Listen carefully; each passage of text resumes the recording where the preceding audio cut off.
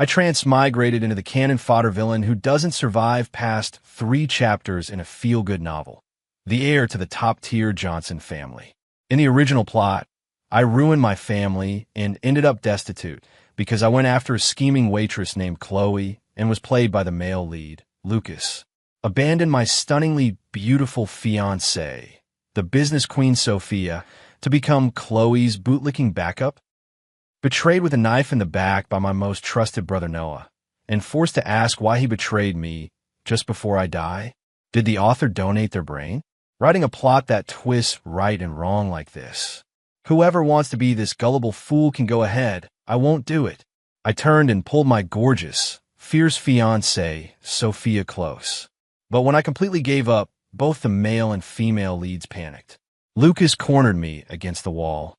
Why didn't you compete with me for him? Do you look down on me? Chloe looked at me with tears in her eyes. You weren't like this before. Did she force you to do this? Me? If you're sick, go get treated. Don't drag me into this. Why didn't you compete with me for him?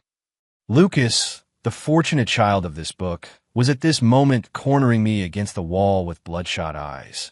His handsome face was full of anger, as if I had committed some unforgivable crime. Do you look down on me? I picked at my ear, feeling as if I had imagined it. I say, Mr. Lucas, are you sure you've got something wrong? Chloe is over there, your female lead. Why aren't you checking on her and instead coming to me acting crazy? I pointed to Chloe not far away, looking this way with eyes like pear blossoms with rain. That pitiful, delicate expression, paired with the restaurant's soft lighting, did make my heart ache at the sight. The original owner was completely captivated by that appearance, and in the end the family was ruined and people died. Unfortunately, the one standing here now is me. A normal person who only wants to make money, not make trouble. Lucas's breath caught. He didn't seem to expect this reaction from me. According to the original plot, I should be furious, pointing at his nose, calling him a toad who dreams of eating swan meat, and fighting him tooth and nail for Chloe. Ethan, you weren't like this before. Seeing Lucas look defeated, Chloe took her little white flower exclusive lotus steps and came over gracefully. Her eyes were red, her voice carrying a tremor. You used to be the first to step in and protect me whenever I was wronged. Did she force you to do it? Her gaze glanced venomously at the woman holding a wine glass, watching everything with cold indifference. My fiancée, Sophia. Dressed in a tailored red gown, lips like fire, beautiful like a richly painted oil portrait. She is the true queen in this book.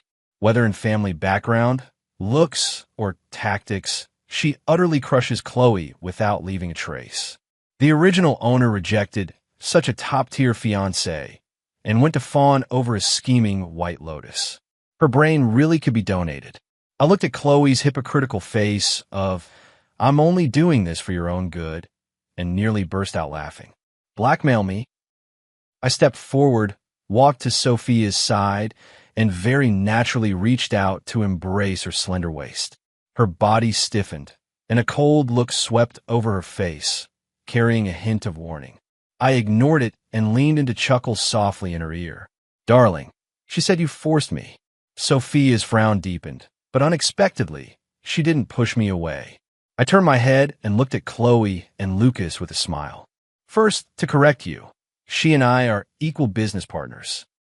There's no one forcing the other. Secondly, Ms. Chloe, I deliberately emphasized the title. I used to be blind and mistook a fish eye for a pearl. Now my sight is better, 5.2 vision. I can see clearly who truly deserves my care. As for you, I said, looking at Lucas, if you want to put on some epic world-shaking romance with Miss Chloe, be my guest, just don't drag me into it. I'm busy making money. I won't be accompanying you. After speaking, I put my arm around Sophia and turned to leave. Wait, Lucas shouted unwillingly. Ethan, don't regret this. Chloe is the best girl in the world. Missing her will be the biggest loss of your life. I didn't look back, leaving him with a line that almost made him spit blood. Oh, then you found a treasure. Congratulations. Lock it up tightly. Don't let it out to harm others. Behind me were Lucas's furious roars and Chloe's suppressed sobs. And beside me, Sophia remained silent. It wasn't until they stepped out of the restaurant and the evening breeze lifted her hair that she finally turned her head. Those beautiful phoenix eyes held a trace of curiosity and scrutiny. "Ethan, you're very different today." "Different how?" I released the hand around her waist and slid mine into my pocket, looking nonchalant. Sophia's gaze remained sharp. "The old you, when you saw Chloe, was like a dog seeing a bone." Her words were cutting and also true. "The you now, however, seems like a different person." I gave a soft laugh and met her gaze. Maybe she died once and came to terms with it. Sophia's pupils contracted imperceptibly. When I say died, I mean the ending in the book where the original owner was ruined and her family destroyed. But to her ears, it could perhaps mean something else. "Sophia, let's make a deal." I stopped beating around the bush and got straight to the point. "Our engagement is nothing more than a tie between family interests. You look down on me, and I'm not interested in pretending to be a loving couple with you. But we don't have to be enemies, do we?" Sophia raised an eyebrow, signaling for me to continue. "In business, it's like a battlefield. Having one more friend is always better than having one more enemy. You hold the Taylor Group, and I'm about to take over the Johnson family.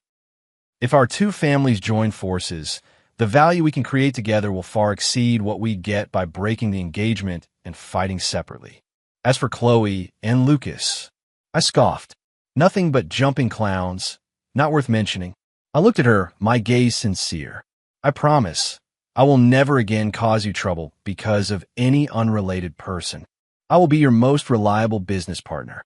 Sophia fell silent. She looked at me, as if assessing the truth of my words. After a long while, she slowly spoke. "Words alone don't prove anything. I need to see your sincerity." I smiled. "Of course." I took a document out of my pocket and handed it to her. "This is what I've worked on the past 2 days, a development plan for that plot in the South Asto district. As far as I know, Taylor Group and Bennett Group are both vying for that land." Sophia took the documents, a flicker of surprise passing through her eyes. "The land in the South Asto district is the biggest project in Asto City for the second half of the year. Whoever secures it will be able to occupy an absolute leading position in the city's future development." She opened the proposal, and the more she read, the brighter her eyes became. "In my proposal, there is not only a detailed market analysis and risk assessment. He even proposed a bold idea to combine the commercial district with a high-tech industrial park.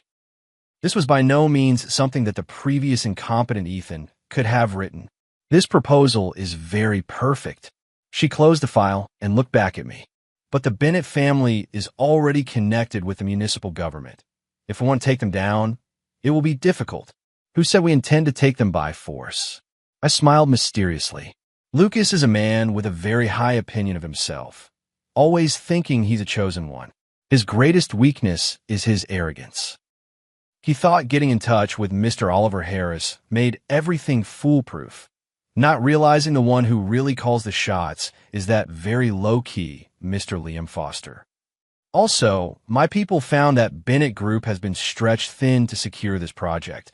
They even diverted funds that were supposed to go to their overseas branch." Sophia's expression changed completely. She looked at me as if she were meeting me for the first time. "How did you find out about all this?" "Secret." "You winked ahead. Now, do you believe I'm sincere?" "Ms. Taylor." Sophia looked at me deeply. Then she reached out her hand. "Pleasure doing business." "Pleasure doing business." I took her hand. The delicate touch was even softer than I had imagined. A business alliance that upends the original story's plot was, at this moment, officially forged. As for the two protagonists still ready to die for love, they were destined to become the stepping stones for our assets to double. The next day, that most trusted good brother of mine, Noah, came knocking. The moment he stepped into my office, his face was full of sorrow and indignation. "Ethan, I heard that yesterday you made Chloe lose face in public for Sophia. Are you crazy? Don't you know what kind of person Sophia is? She's an emotionless business machine. Chloe is so kind and innocent. How could you do that to her? I leaned back in the boss chair, twirling the fountain pen in my hand. Watching his award-winning performance, I nearly applauded. This Noah, in the original book, played the role of the protagonist's good brother on the surface, coming up with all kinds of lousy schemes to help him chase Chloe and provoking Lucas. At the same time, he secretly sold the Johnson family's business secrets to Lucas. In the end, he teamed up with Lucas and personally pushed the original owner onto a dead end.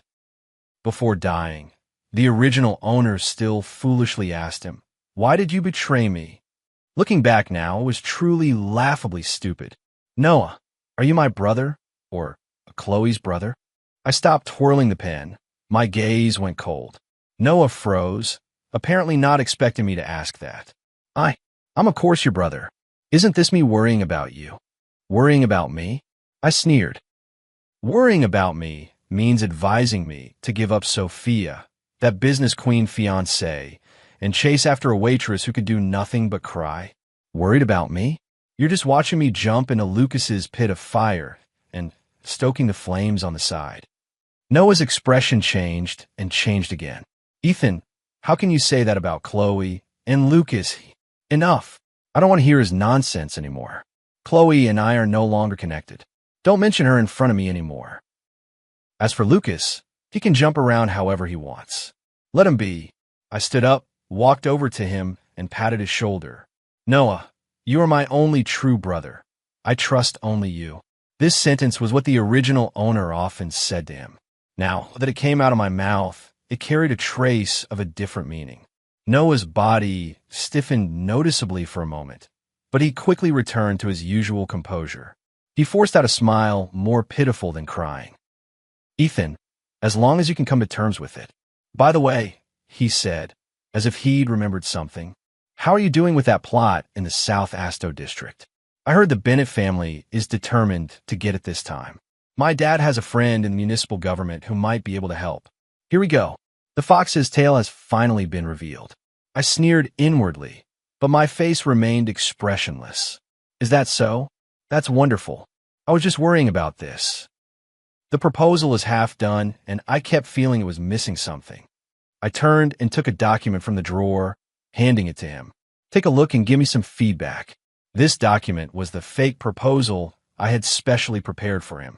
90% true, 10% false. And that fatal one-point mistake was enough to make Lucas take a terrible tumble. Noah took the documents, a trace of greed flashing in his eyes. "No problem. I'll definitely help you strategize." He took the papers and walked away as if he had found a treasure.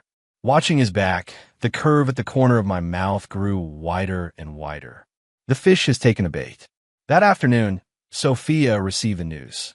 The Bennett Group suddenly increased its investment in the South Asto District project. "It looks like they want to kick us out in one shot." On the phone, there was no emotion detectable in Sophia's voice. Got it." I calmly sipped my coffee. "You don't seem worried at all." "Why worry?" I retorted. "The show has only just begun."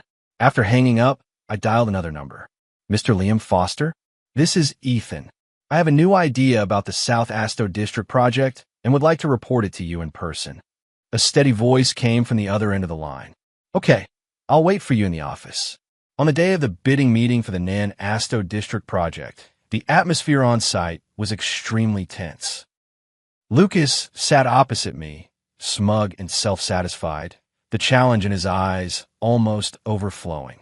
Noah beside him kept his head down, not daring to meet my eyes, looking sheepish. Chloe arrived too. She was dressed especially innocently and attractively today. Sitting next to Lucas, she kept glancing at me with a look that said, "You regret it now, don't you?" I couldn't be bothered with them, and only occasionally traded a knowing glance with Sophia beside me. The bidding began, and Bennett Group was the first to present their proposal. Sure enough, their plan was essentially an upgraded version of the fake proposal I had given Noah. Flashy but hollow. To achieve that seemingly grand objective, they would have to invest astronomical sums of dollars. Undoubtedly a high-stakes gamble. Lucas finished speaking and looked at me triumphantly, as if victory were already certain. It was our turn.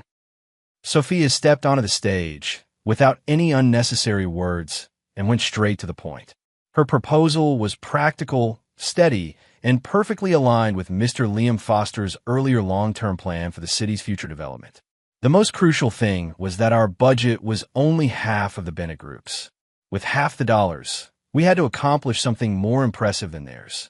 The result was unsurprising. When the host announced that the winner of the South Asto District project was the Johnson Corporation and Taylor Group Consortium, thunderous applause erupted throughout the hall. Lucas's face instantly went deathly pale. He shot to his feet, pointed at me, his voice trembling. Impossible. This is absolutely impossible. Ethan, was this your doing? I spread my hands, looking innocent. Mr. Lucas, if you can't handle losing, then don't play. Your proposal is full of loopholes, all show and no substance. The municipal leaders have sharp eyes. How could they possibly choose you? Lucas's gaze suddenly swung toward Noah beside him. Noah was terrified out of his wits, waving his hands frantically. None of my business. I didn't know. The plan I gave you. He stopped mid-sentence, realizing he'd let something slip.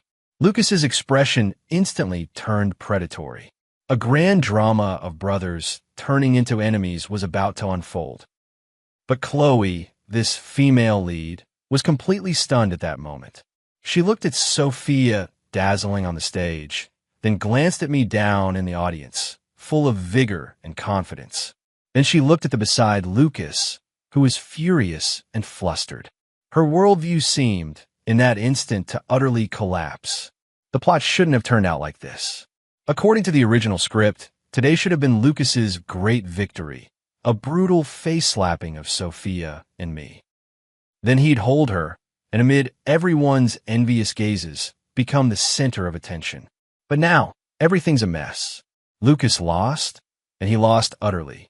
Ethan not only didn't become a defeated dog, instead, he joined forces with Sophia, and together they reached a new high. She, this female lead, also became the laughingstock of the whole place. Why? Why did this happen? Chloe's face grew paler and paler, her body trembling uncontrollably. Something in her mind seemed to shatter. Countless chaotic characters and fragments surged into her head. For the sake of a kind and innocent waitress, you fought the male lead, the favored son of fate, to the death. You abandoned your stunningly beautiful fiancée, the queen of business, to become the heroine's bootlicking backup lover. Whoever wants to be this big sucker can go ahead. I'm done with it. These words were so familiar, and yet so strange. They didn't belong to this world, and yet they were clearly imprinted deep in her memory. She suddenly looked up, staring at me intently, disbelief written all over her face. No, not right. He is not Ethan. The Ethan who was madly in love with me, so hopelessly stupid, is gone. Now, this is a stranger's soul, an intruder, like me, from another world. No, more terrifying than me. I only transmigrated into the world from my own writing, wanting to experience the joy of being the heroine. But he seems to know everything. He knew the plot, knew everyone's endings, and even knew my identity. A terrifying thought began to grow wildly in Chloe's mind. She was not the center of this world. The protagonist aura. She took pride and was worthless in front of this man. She was the real, cringing little clown. PFF. A mouthful of blood burst from Chloe's mouth. Her eyes rolled back, and she fell straight backward. The entire venue instantly erupted into chaos. And I just watched the scene coldly, a barely noticeable curve tugging at the corner of my mouth. Awake now? Very good. The game is only just beginning. When Chloe woke up, she was already in the hospital. Lucas stood by the bedside, worried expression all over his face. When he saw her open her eyes, he immediately took her hand. Chloe, you're finally awake. You scared me to death. The doctor said you had a sudden attack of anger. It's nothing serious. But Chloe acted as if she hadn't heard him and shoved his hand away. The memories in her head had completely merged. She is Chloe, a third-rate online writer. The CEO's personal sweetheart is the hit feel-good novel she wrote late into the night. Lucas is the pretend innocent, secretly formidable male lead she carefully designed. Ethan is the dim-witted cannon fodder villain she created to push the plot forward. She was very pleased with her own work. She even fantasized that she was that heartthrob heroine coveted by the heirs of two great families. Then, she woke up and found she had transmigrated into Chloe from a book. At first, she was deliriously happy. She knew the plot well. As long as she followed the script, she could easily win over the male lead and climb to the pinnacle of life. She savored Ethan's mindless adoration and enjoyed the charged ambiguity of tugging at Lucas to the limit. Everything went exactly as she had planned, until Ethan changed. He was no longer the bootlicker who orbited her. He became clever, calm, even cruel. He mercilessly pierced through her disguise. He resolutely chose the Sophia whom she had written as the vicious supporting female. Ethan, Chloe murmured to herself, her eyes full of fear and unwillingness. Ethan again. Lucas heard the name and instantly flew into a rage. Chloe, you're still thinking about him? Have you forgotten how he treated you today? He teamed up with Sophia and stole my project. He even caused you to vomit blood and faint in public. Someone like that isn't worth you liking. Like? A cold sneer formed in Chloe's heart. How could she possibly like a cardboard person she had created? She was just unwilling to accept it. She couldn't bear that the characters she had written had slipped out of her control. Lucas, Chloe sat up, looking at him with a scrutinizing gaze for the first time. Do you really want to win Ethan back? Lucas was taken aback. Of course. Very good. Chloe's gaze turned cold and resolute. The South Asto District project is just the beginning. Next, Ethan and Sophia will carry out a series of major moves. They'll attempt to swallow up several other long-established companies in Asto City. And that's where our opportunity lies. Relying on the author's memories, she preemptively revealed to Lucas some of the business maneuvers that, in the original work's later stages, Ethan and Sophia executed together. How do you know these things? Lucas asked, shocked as he looked at her. Don't ask how I know, Chloe said, her eyes flashing with a crazed light. Just know this. I'm the only person in this world who can help you defeat Ethan. As long as you follow me, I promise I can not only help you take everything back, but also make Ethan and Sophia kneel before you and beg for mercy. Looking at Chloe before him, who seemed to have been completely reborn, Lucas was full of bewilderment. But thinking of the humiliation Ethan had inflicted on him, he still chose to believe. Fine. Chloe, I'll do as you say. A counterattack, personally choreographed by the author, was about to begin. And on the other side, Sophia and I were celebrating our first victory. The Bennett Group's stock hit the daily limit down as soon as the market opened today. Sophia swirled the red wine in her glass, a hint of a smile at the corner of her mouth. I heard Lucas beat his good friend Noah so badly he had to be hospitalized. Dog bites dog. All you get is fur. I was not surprised by this at all. However, Sophia shifted her tone and looked at me. Chloe's reaction at the venue today was very strange. She didn't seem frantic because of Lucas's failure. Rather, it was as if she had suffered some huge shock. I smiled and said nothing. I know she has come to her senses. That author hiding in Chloe's body has finally realized that this world is no longer something she can control. What will she do next? Sophia asked. A corner dog will try to jump the wall. I took a sip of wine, my gaze playful. An author who knows the future plot will stop at nothing to steer a derailed world back on course. She will tell Lucas everything she knows. Sophia's brow knitted slightly. Wouldn't that put us at a disadvantage? No. I shook my head, excitement flickering in my eyes. On the contrary, a self-righteous author and an arrogant male lead, when they believe they hold the script and can foresee the future, that is when they're most fragile and most easily broken. I looked at Sophia and spoke word by word, because they don't know that I, this reader, have not only read the original. I've also read countless fan continuations and analyzed hundreds of plot directions.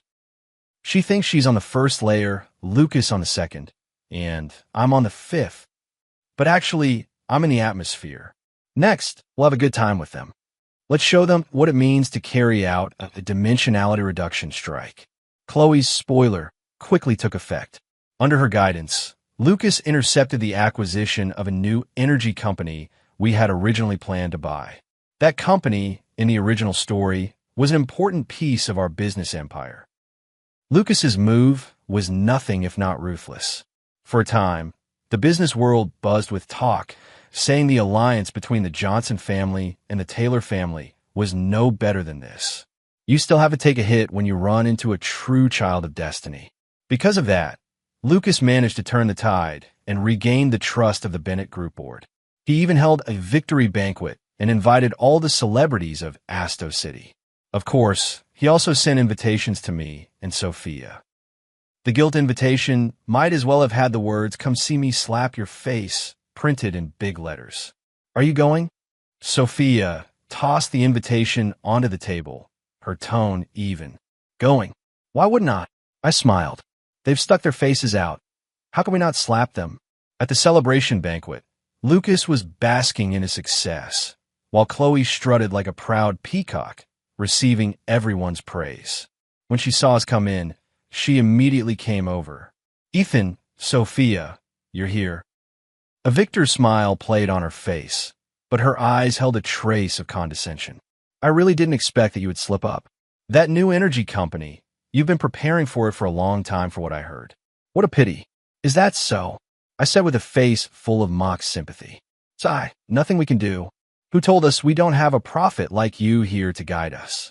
I spoke with a pointed meaning. Chloe's expression changed ever so slightly, but she quickly regained her composure. Ethan, it's not too late to regret it now. She lowered her voice, speaking at a volume only the three of us could hear. As long as you leave Sophia and come back to me, I can guarantee Lucas won't target you anymore. The three of us can be together. You big-headed ghost. I cut her off. Miss Chloe, have you gone daft from writing novels? Do you really think the world revolves around you? You think because you hijacked one company, you've won? My advice: you'd better worry about the backyard of your Lucas's house first. After speaking, I ignored her and walked straight to the buffet. Sophia raised her glass to me gracefully, then turned to mingle with familiar business partners. That left Chloe alone, standing where she was, her face alternating between pale and flushed. She didn't understand what I meant. The backyard? What could possibly happen in Lucas's backyard? Just then, the doors of the banquet hall were suddenly pushed open. A man in a hospital gown with bandages wrapped around his head rushed in. It was Noah, the one Lucas had beaten into the hospital. Lucas, you despicable scoundrel. I hope you die. Noah pointed at Lucas, looking like a madman. You used me to deal with Ethan. Now that you've succeeded, you want to throw me aside? I'm telling you, no way. Do you even know where the money you used to buy that new energy company came from? That sum was siphoned from overseas accounts behind the board's back. You think you cover it flawlessly, but I have the evidence. Noah pulled a stack of documents from his chest pocket and slammed them onto the floor. Today, I'm going to ruin your reputation and career. The entire hall burst into uproar. Lucas's face instantly drained of color. He couldn't have imagined that Noah would jump out and stab him in the back at this moment. Chloe was even more struck, as if by lightning. This plotline wasn't in the book at all. Shouldn't Noah have been pacified by Lucas and become his most loyal dog? Why did he bite back? She looked at me sharply. I was carrying a tray of desserts, watching this big drama with great interest, even with a faint smile on my face. It's him. It has to be him. He's the one who changed Noah's storyline. The mantis stalks the cicada, unaware of the oriole behind. Sophia had somehow come up beside me. There was a hint of amusement in her voice. When did you turn Noah to your side? I didn't turn him. I picked up a piece of tiramisu and put it in my mouth. I only sent someone to visit him while he was in the hospital. I told him that Lucas is someone you can share hardship with, but not wealth. The day he successfully snatches the spoils will be the day Noah is abandoned. I also accidentally revealed the account information for Lucas's embezzlement. With Noah's selfish personality, how could he be willing to play the scapegoat and let Lucas take all the credit? Sophia looked at me, her beautiful eyes shimmering with curiosity. So you deliberately let him swoop in and steal that company? Of course. I smiled. That company looked glamorous on the surface, but it had been hollowed out long ago and was drowning in debt. It was a hot potato. I put so much thought into setting this up just to make Lucas happily take this bomb. Now, the bomb has exploded. Looking at Lucas, surrounded by reporters and company directors, in an embarrassingly miserable state, and Chloe beside him at a loss. The smile at the corner of my mouth deepened. Madam Author, do you think you know the plot? Sorry, from the moment I arrived, the plot has been written by me. Lucas's scandal ignited the entire city of Asto. Bennett Group's stock price hit consecutive daily limits down, and the company's internal affairs were in chaos. Lucas himself was taken away by the police for investigation on suspicion of embezzlement and business fraud. His child of fortune, Aura, shattered into pieces. Chloe, as his accomplice, wasn't implicated, but her life didn't get any easier.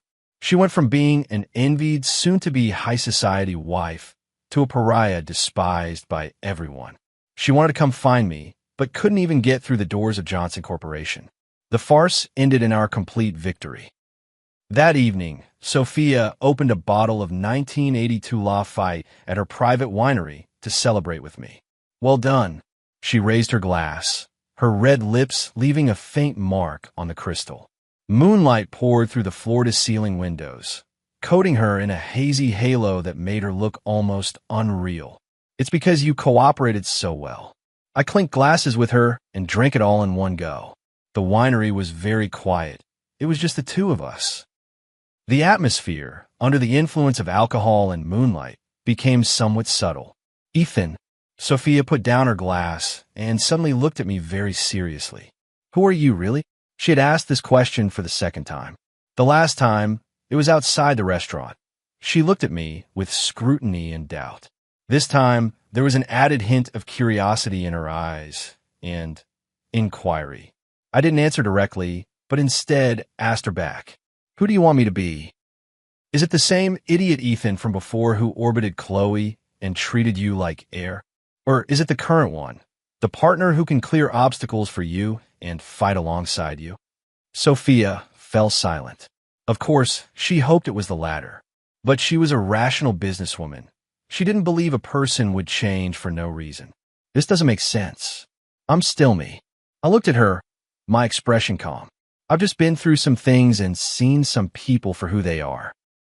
I was blind before, ignoring the real treasure beside me to chase those illusory phantoms. Now, I don't want to miss out anymore. My gaze fell on her face with a touch of unabashed appreciation. Sophia's heart skipped a beat.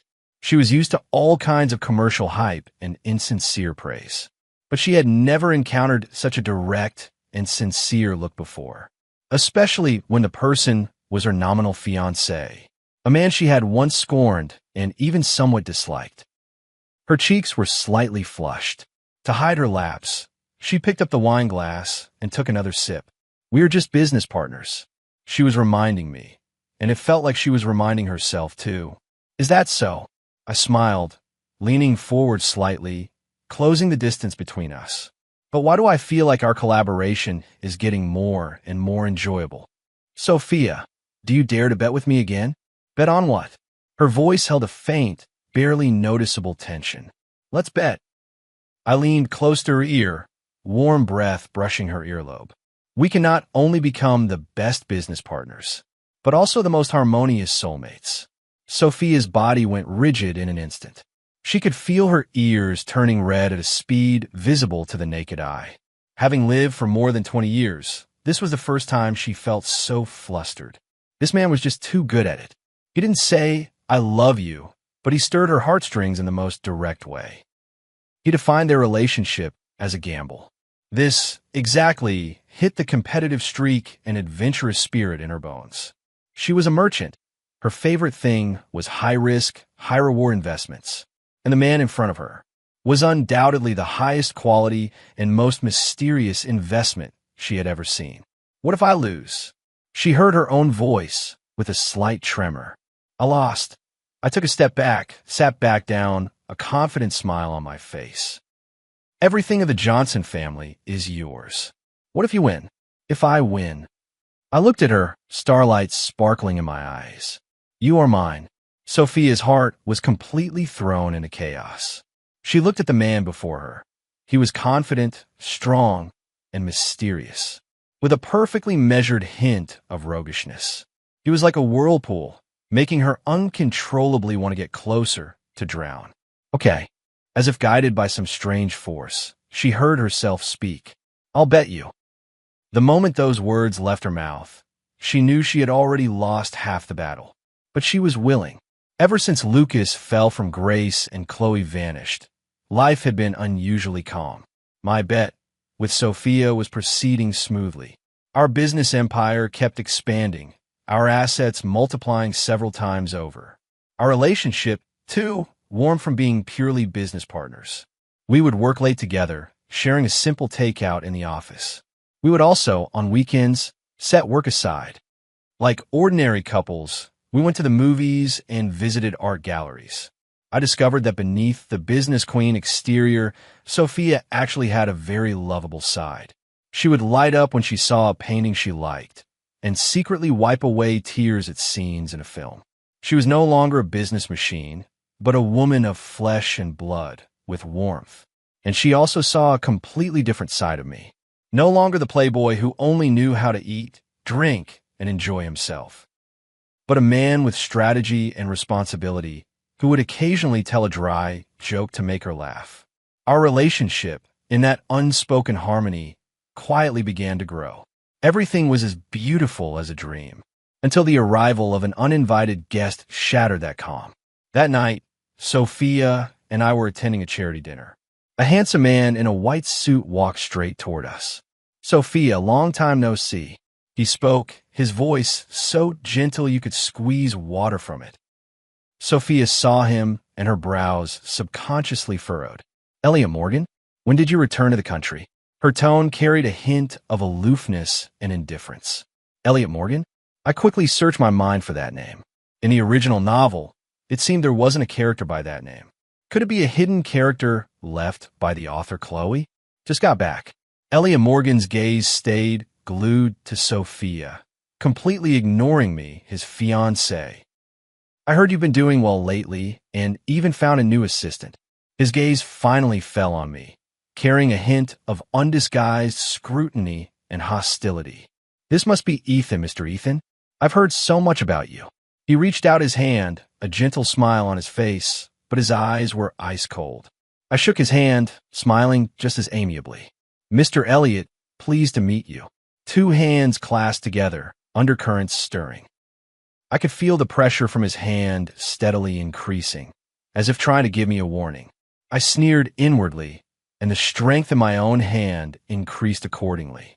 Elliot Morgan's expression finally changed slightly. He seemed not to have expected that this rakish young man who looked somewhat slight, would have such strength. In the end, he still let go first, his face still wearing that perfect smile. Mr. Ethan really lives up to his reputation. Mr. Elliot, you flatter me. Sophia. Elliot Morgan ignored me and turned to look at Sophia with deep emotion. This time I've come back. I'm not leaving. I heard that your engagement to Mr. Ethan was only a family business arrangement. Now I have taken back everything that belongs to me. Elliot Morgan. Sophia cut him off coldly. My relationship with Ethan is our private matter and none of your business. Also, please call me Sophia or Ms. Taylor. We're not that close. After saying that, she looped her arm through mine and turned to leave, too lazy to give him even one extra glance. Elliot Morgan froze where he stood. The smile on his face vanished. He watched our intimate backs, his expression turning instantly dark and menacing. Ethan, he muttered to himself, a flash of ruthlessness in his eyes. I'd like to see what you can do, to take from me what I've set my sights on. I could feel Sophia's hand on my arm grip me, a little tighter. What's wrong? I asked softly. Nothing. She shook her head. Just ran into an annoying fly. Childhood sweetheart. I teased. Sophia's expression darkened. Something like that. The Morgan family and the Taylor family are longtime friends. I've known him since we were kids. He's always had a bit of a thing for me. Later, something happened with the Morgan family, and he went abroad. I didn't expect he'd be back now. I understood. Another self-important male lead. Only, this Elliot Morgan seemed much harder to deal with than Lucas. He was better at disguising himself and better at enduring. Don't worry, I said, squeezing her hand to reassure her. Whether it comes as a fly or a tiger, I'll protect you. Sophia looked up, and seeing the determination in my eyes, the irritation in her heart inexplicably calmed considerably. She nodded, a faint smile curving at the corner of her mouth. I believe you. What I didn't know was that, in a corner of the banquet hall, a woman dressed as a waitress was staring at us intently. Her eyes were full of resentment and excitement. It was Chloe. She was looking at Elliot Morgan a short distance away, a strange smile on her face. Ethan, you think you've won? You're wrong. The real male lead is only just stepping onto the stage. Elliot Morgan. He is the true hidden boss in this book, the final destination I prepared for myself. You can fight Lucas, but you can never fight him. Game restart. Chloe was right. Elliot Morgan was indeed 100 times harder to deal with than Lucas. After returning to the country, he quickly consolidated the remaining power of the Morgan family. And with a thunderous force, he established an investment firm called Genesis Capital. This company, out of nowhere, began to stir up bloodshed and upheaval in Astos City's capital markets.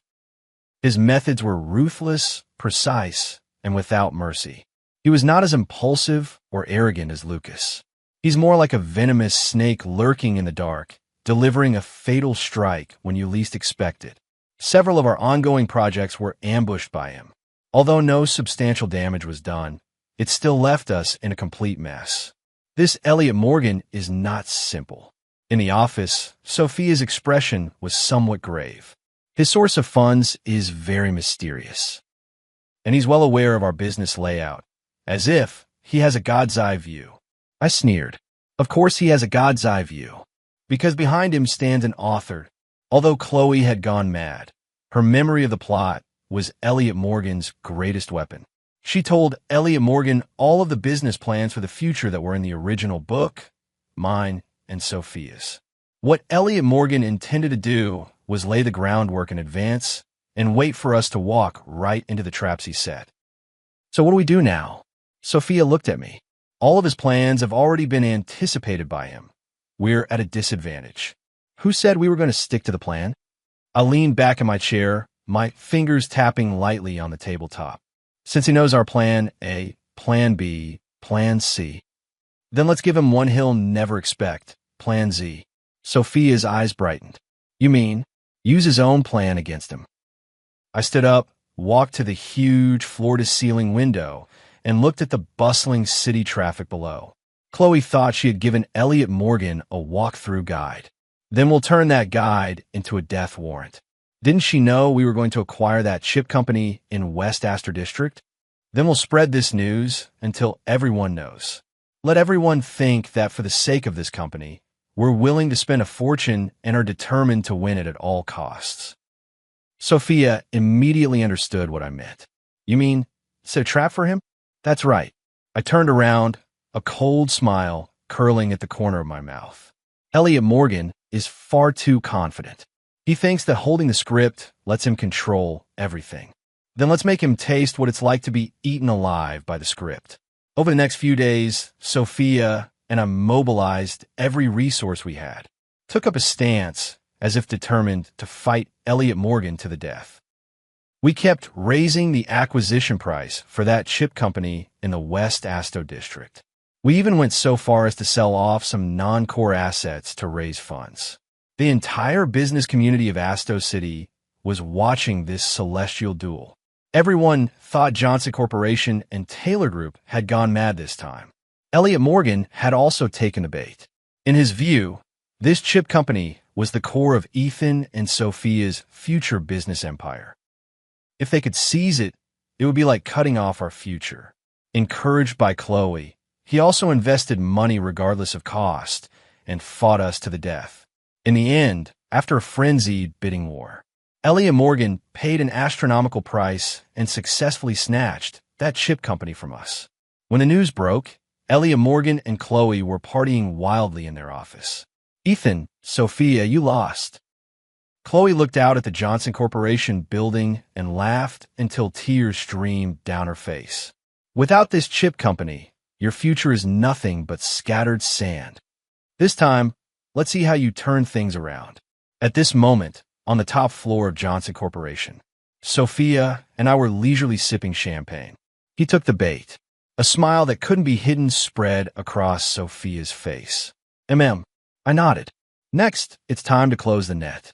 I dialed a number. "You may begin." The next day, a piece of tech news that shocked the world topped every media outlet. Major breakthrough.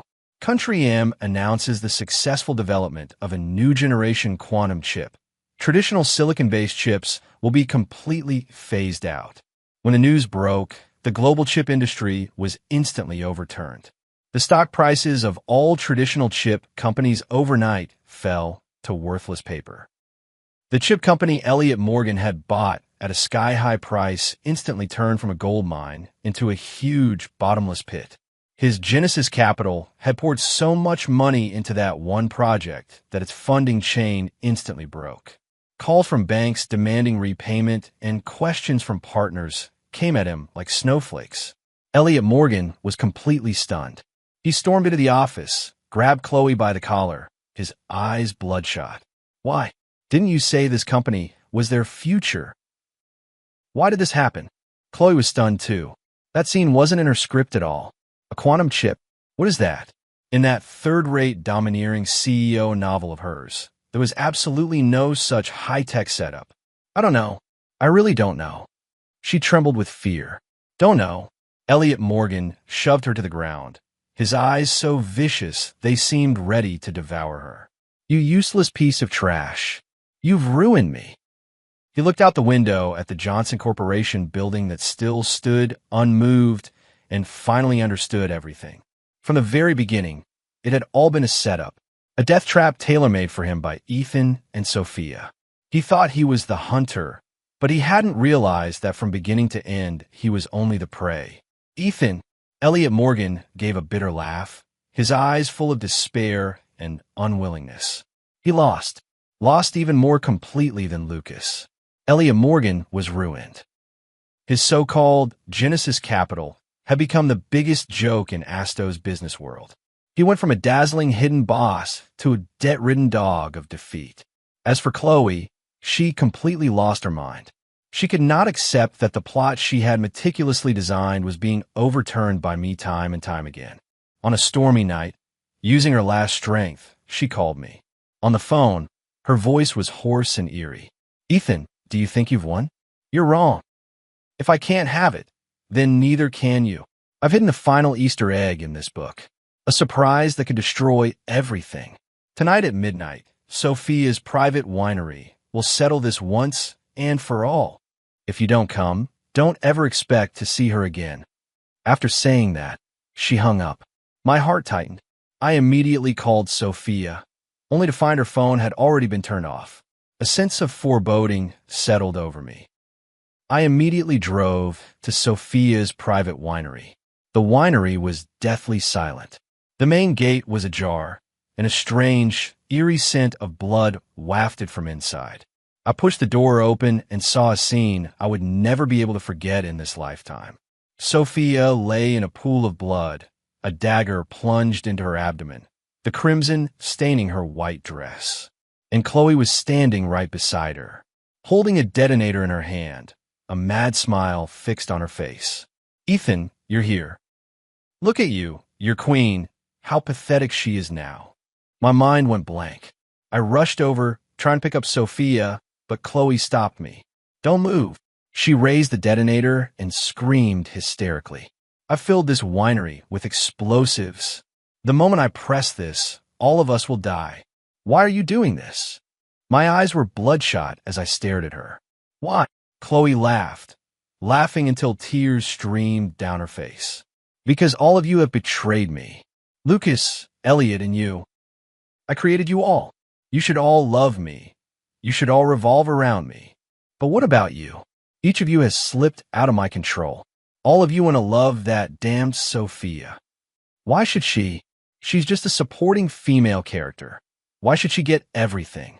If this world won't follow my script, then I'll destroy it. I'll destroy all of you. She looked at me, her eyes full of the thrill of revenge. Ethan, I know you love her. I'm giving you a choice now. Either you kill her with your own hands, then kneel and beg me to be my dog, or you stay with her and go to hell together. I looked at Sophia on the ground, barely clinging to life, then at the woman in front of me who had completely lost her mind. My heart felt as if a knife were gouging into it, ruthlessly. Okay, I heard myself speak. My voice was terrifyingly calm. I choose the first one. Chloe froze.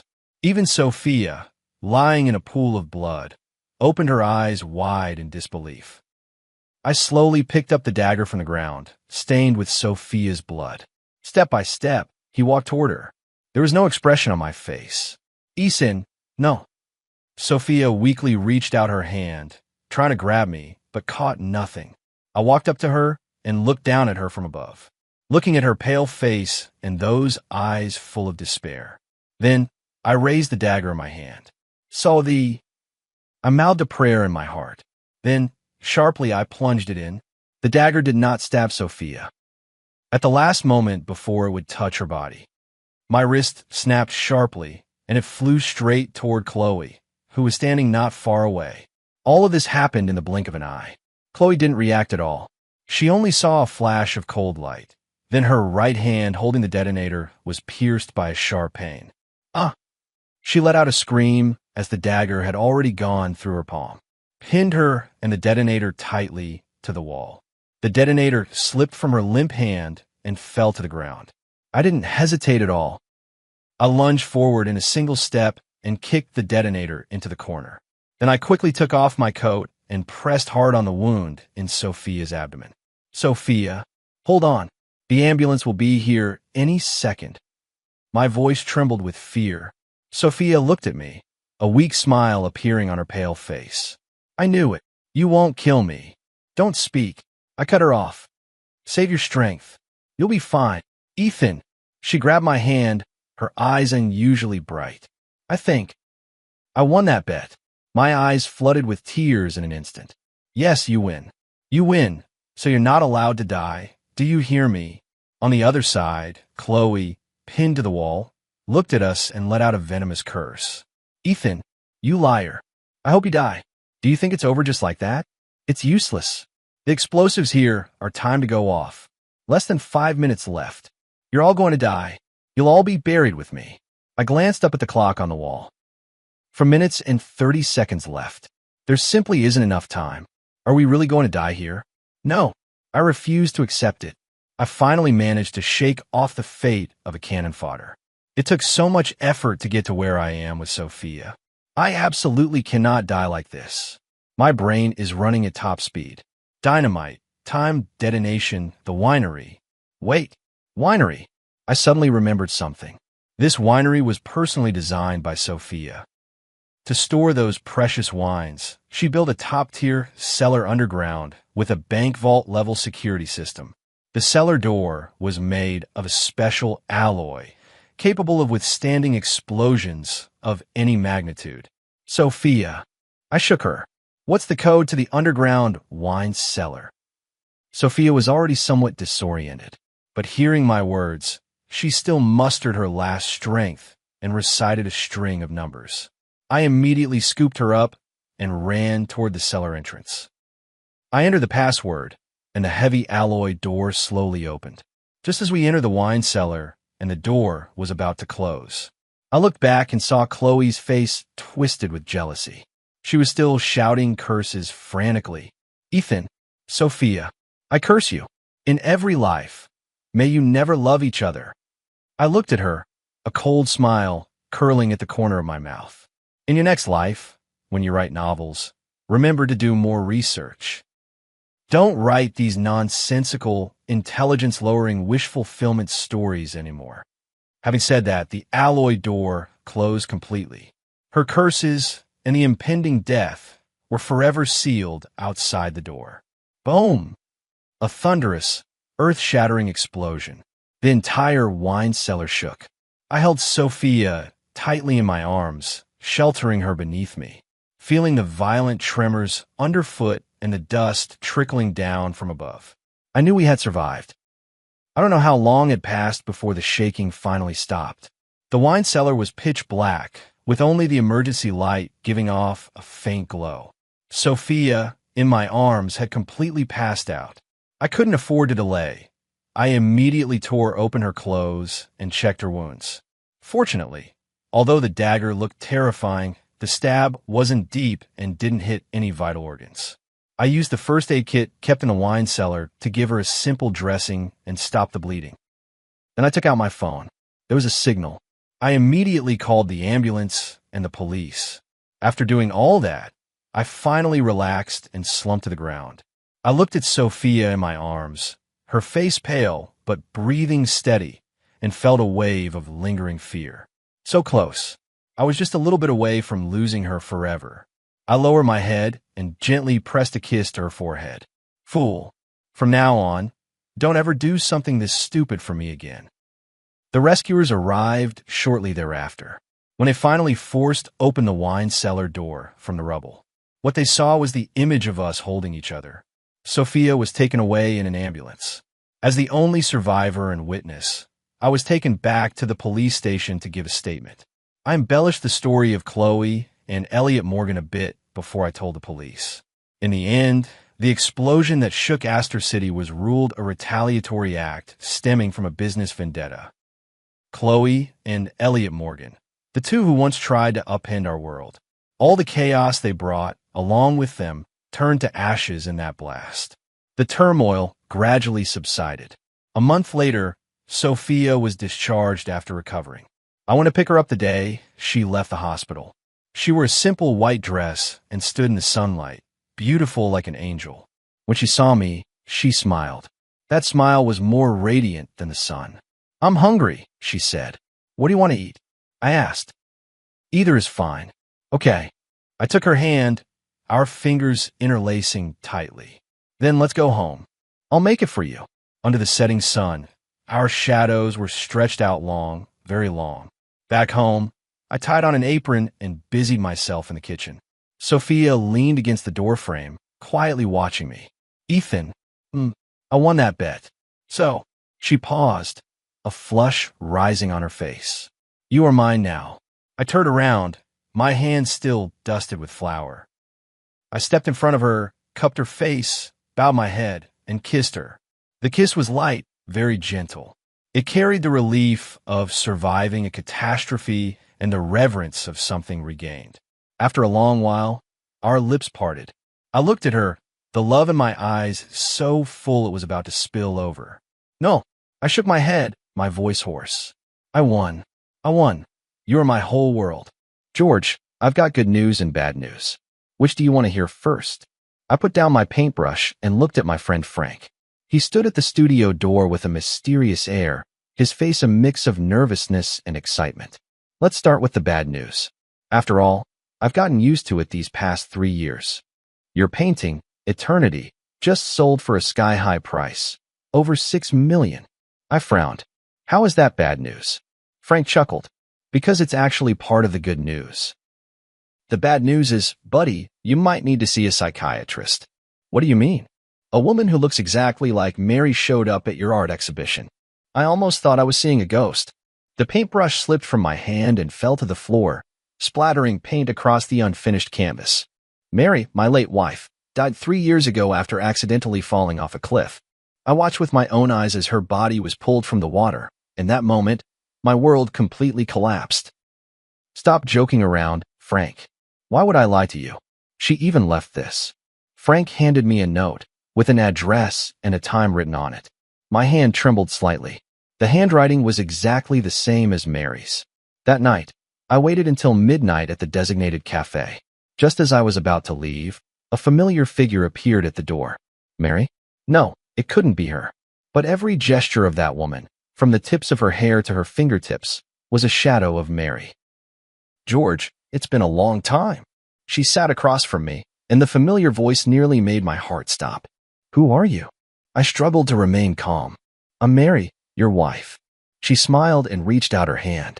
There was a scar on her palm, the mark Mary got when she accidentally cut herself on glass at 15. "Impossible. Mary is already dead." She laughed softly. "That was just an accident. I fell off the cliff and was saved by a reclusive old doctor. I lost my memory from the injuries and only recently remembered everything." As she spoke, tears began to fall with an expression I knew all too well, the look Mary wore whenever she felt wronged. "I know it's hard to believe, but I really am Mary." I couldn't believe my eyes. The shade of lipstick Mary loved most, the faint little mole beneath her left ear, the unconscious habit of rubbing her ring while speaking. Everything was so familiar. Are you really Mary?" She nodded and took a small box out of her bag. "This is the proof." Inside the box was the first piece of jewelry Mary ever designed, a sapphire ring, the only one of its kind, never mass-produced. "I brought it with me that day because I wanted to surprise you." I suddenly stood up and pulled her into my arms. 3 years of longing surged over me like a tide. I held her tightly, afraid that if I let go, she would disappear again. On the way home, she told me about her experiences over the past 3 years. She was rescued by an old doctor in the mountains, lost her memory due to a severe head injury, and lived in a remote mountain village for more than 2 years. It wasn't until she happened to see a poster for my art exhibition that her memory gradually returned. The next day, I took her to see Frank. "Oh my God, it really is you, Mary." Frank stared in astonishment, eyes wide. "Frank, it's been a long time." She greeted him with a smile, exactly as I remembered. Frank pulled me aside and whispered, "Man, this is unbelievable, but I really believe it's her. Who else but Mary could call me by my childhood nickname so accurately? That was something only the two of you knew." A week later, Mary officially returned. We held a small welcome party for her. Her mother was so overwhelmed that she fainted, and when she woke up, she clung to her daughter and refused to let go. But that night, I noticed the first sign that something was off. Mary never ate mangoes because she was severely allergic. Yet the returned Mary absent-mindedly tasted a mango dessert and was perfectly fine. "Aren't you allergic to mangoes?" I asked. She paused for a moment, then quickly laughed and said, "Oh, that old Chinese doctor cured my allergy. He's really amazing." I nodded, but in my heart, I marked the first question mark. Is this really my wife? A month passed quickly, and Mary blended perfectly into our lives. She knew the location of every item in the house, remembered our shared memories, and could even accurately name friends we hadn't contacted in years. But those subtle feelings of discord kept growing. For example, the real Mary liked to listen to classical music, especially Debussy, while designing jewelry. But she would always unconsciously hum along to pop songs. Mary always habitually used her left hand to hold chopsticks, even though she knew it was wrong. She just couldn't change. But she was a standard right-handed user. The most obvious difference appeared that night when I accidentally caught her smoking in the bedroom. The real Mary hated the smell of smoke. Even when I came home from social events with a faint scent of cigarettes, she would frown. "When did you start smoking?" I stood at the doorway, my voice soft. She was clearly startled, hastily snuffing out the cigarette. This is a herbal cigarette for treating insomnia, prescribed by an old Chinese doctor." I nodded, not pressing further, but the doubts in my heart only grew deeper. The next day, I went to find Frank. "Help me check if, in the past 3 years, plastic surgery technology has advanced enough to achieve this level." Frank's eyes widened. "You mean, she's not Mary?" "I'm not sure, but there are always some things that don't add up." 2 days later, Frank brought news. High-end plastic surgery can make faces look similar, but it can't replicate the exact placement of scars or moles. And there's a limit to how well someone can imitate a voice. What if it was a twin? Frank shook his head. "Mary is an only child. We all know that." I decided not to show my feelings for now and to keep observing. A week later, Mary's mother came to my house with astonishing news. "George, Mary is going to have a baby," my mother-in-law told me excitedly. I stood there stunned. Before we got married, Mary had been diagnosed with uterine hypoplasia. The doctor had made it clear she could never get pregnant. This was our shared secret. Not even my mother-in-law knew. How do you know that?" I managed to ask. "Mary told me this morning. She said she already had a checkup. It's been 2 months." My mother-in-law happily grabbed my hand. It's a blessing from above. Mary survived death, and now she can bring us new life. My heart sank to the bottom. This absolutely could not be Mary. That night, I dug out the hospital's diagnosis certificate in my study, which clearly stated the condition of Mary's uterus. But when I wanted to talk to Mary about it, I found her in the bedroom, excitedly discussing the decoration of the nursery with my mother-in-law. "Mary, could you come here for a moment?" I called her calmly. She followed me into the study, still wearing a blissful smile on her face. "Did you forget about this?" I handed her the diagnosis certificate. She took it and glanced at it, her face instantly turning pale. "George, I can explain." "Explain what?" "Explain that you're not Mary at all." Mother-in-law heard the commotion and walked in. "What's going on with you two?" "Mom, take a look at this." I handed her the proof. My mother-in-law read it, then looked at Mary in astonishment. "What's going on?" "Mary, you can't have children." "Of course she can," I sneered, "because she's not Mary at all." My mother-in-law's face changed dramatically. "What nonsense are you talking about?" "I can explain." She hurriedly grabbed my mother-in-law's hand. "That old Chinese doctor not only saved my life, but also cured my uterine problem. It's a miracle, truly." My mother-in-law looked at me, then at her, hesitating. "George, you're being too paranoid." My mother-in-law finally took her daughter's side. "Mary has come back with great difficulty. You should cherish her, not doubt her." "Yes, George, I know this is hard to accept, but miracles do happen." Tears welled up in her eyes. "Haven't we always wanted a child? Now we can finally have our own baby." I looked at her face, identical to Mary's, yet I became more certain in my heart. This woman was not my wife. "All right, I believe you." I smiled, deciding to go along with their story for now. Let's wait together for this miracle to happen. That night, I secretly contacted a private detective. My mother-in-law gladly accepted her daughter's explanation, even suggesting she move in with us to take care of Mary during her pregnancy. Outwardly, I agreed, but inside I grew even more wary. This was no coincidence. There had to be some kind of plot. "Mom, haven't you always lived in Haicheng? Won't it be hard to get used to living here?" I probed cautiously. "For my grandson, I'm willing to endure any inconvenience," my mother-in-law said firmly. I noticed a fleeting unnatural expression on Mary's face. Could the truth be connected to my mother-in-law? On the third day after my mother-in-law moved in, I discovered more suspicious details. For example, the real Mary never drank coffee, but she and my mother-in-law often enjoyed it together. Also, Mary's favorite movie was Roman Holiday, but she claimed to prefer Titanic. The strangest thing is, Mary used to despise her cousin Tom when she was alive, but now he visits frequently and chats and laughs with Mary as if they're old friends. I told Frank about these discoveries. "Buddy, things are getting more and more suspicious," Frank frowned. "Are you sure you want to keep going like this? Why not just expose her directly?" "It's not the right time yet. I want to find out what they're really after." The private detective's investigation also made progress. The so-called old Chinese doctor who had saved Mary did not exist at all, and Mary's whereabouts over the past 3 years were completely untraceable. More importantly, the private detective uncovered a shocking fact during the investigation. Mary's cousin Tom was deeply in debt from gambling, and the painting Eternity under my name, worth over $6 million, was his only hope for quick cash. "They're after your painting," the private detective asserted, "and this fake Mary is likely a professional identity fraudster, hired to win your trust." I took a deep breath and decided to take the initiative. That afternoon, I pretended to go out, but secretly returned home and hid in the study. Sure enough, Mary and her cousin Tom were whispering to each other in the living room. "It's taking too long," Tom said irritably. "How much longer until he sells the painting?" "Don't worry," she soothed him. "I'm already pregnant, and now he completely believes I'm Mary. In a little while, I'll say I want to move to a better neighborhood for the sake of the baby, and then we'll naturally need to sell the painting to raise money." "You're really pregnant?" "That wasn't part of the plan. It was an accident, but it works to our advantage. George wants a child so badly." "Does Annie know the truth?"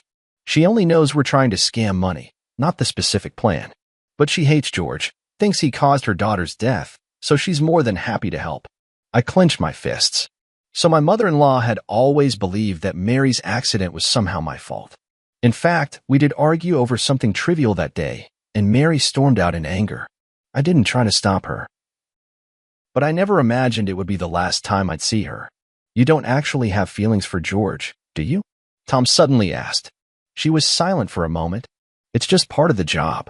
Besides, I owe you, and I won't go back on my word. Good then. Don't forget how we're splitting the money once we get it. Their conversation confirmed my suspicions. This was all an elaborate scheme, with my eternity as the target. In the days that followed, I pretended everything was normal while secretly making preparations.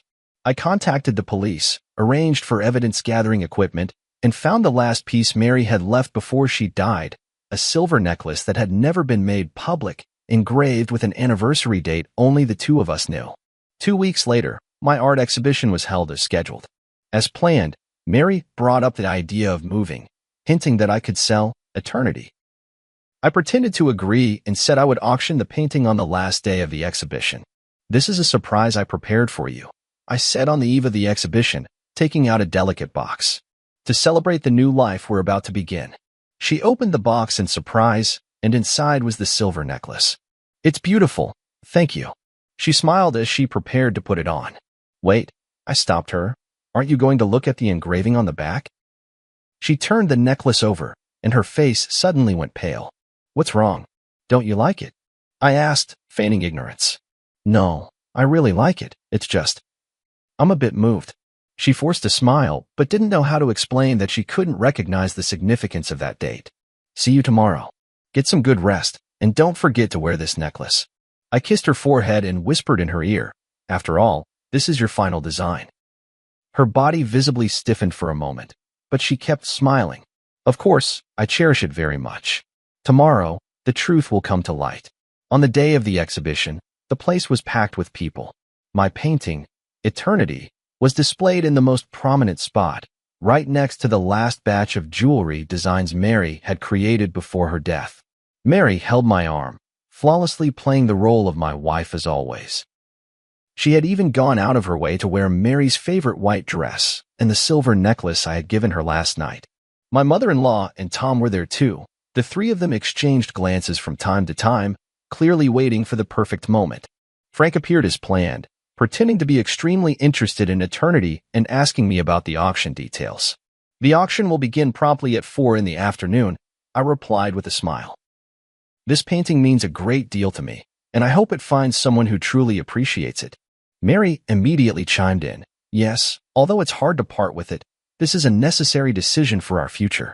I noticed she glanced at Tom, who gave a barely perceptible nod. At 3:30 in the afternoon, the projector in the center of the exhibition hall lit up. This was the special segment I had arranged. Ladies and gentlemen, I stood in front of Eternity. Before the auction begins, I'd like to share a little story about this painting. Mary's photo appeared on the projection screen, a group picture from her last birthday party before she passed away. 3 years ago, my wife Mary died in an accident. I created this painting, Eternity, in her memory. The woman in the painting has her back to the viewer, forever gazing into the distance, symbolizing a longing I can never reach. A soft sigh rippled through the crowd. Mary stood beside me, matching my words with a sorrowful expression. However, a month ago, a miracle happened. I turned to look at Mary.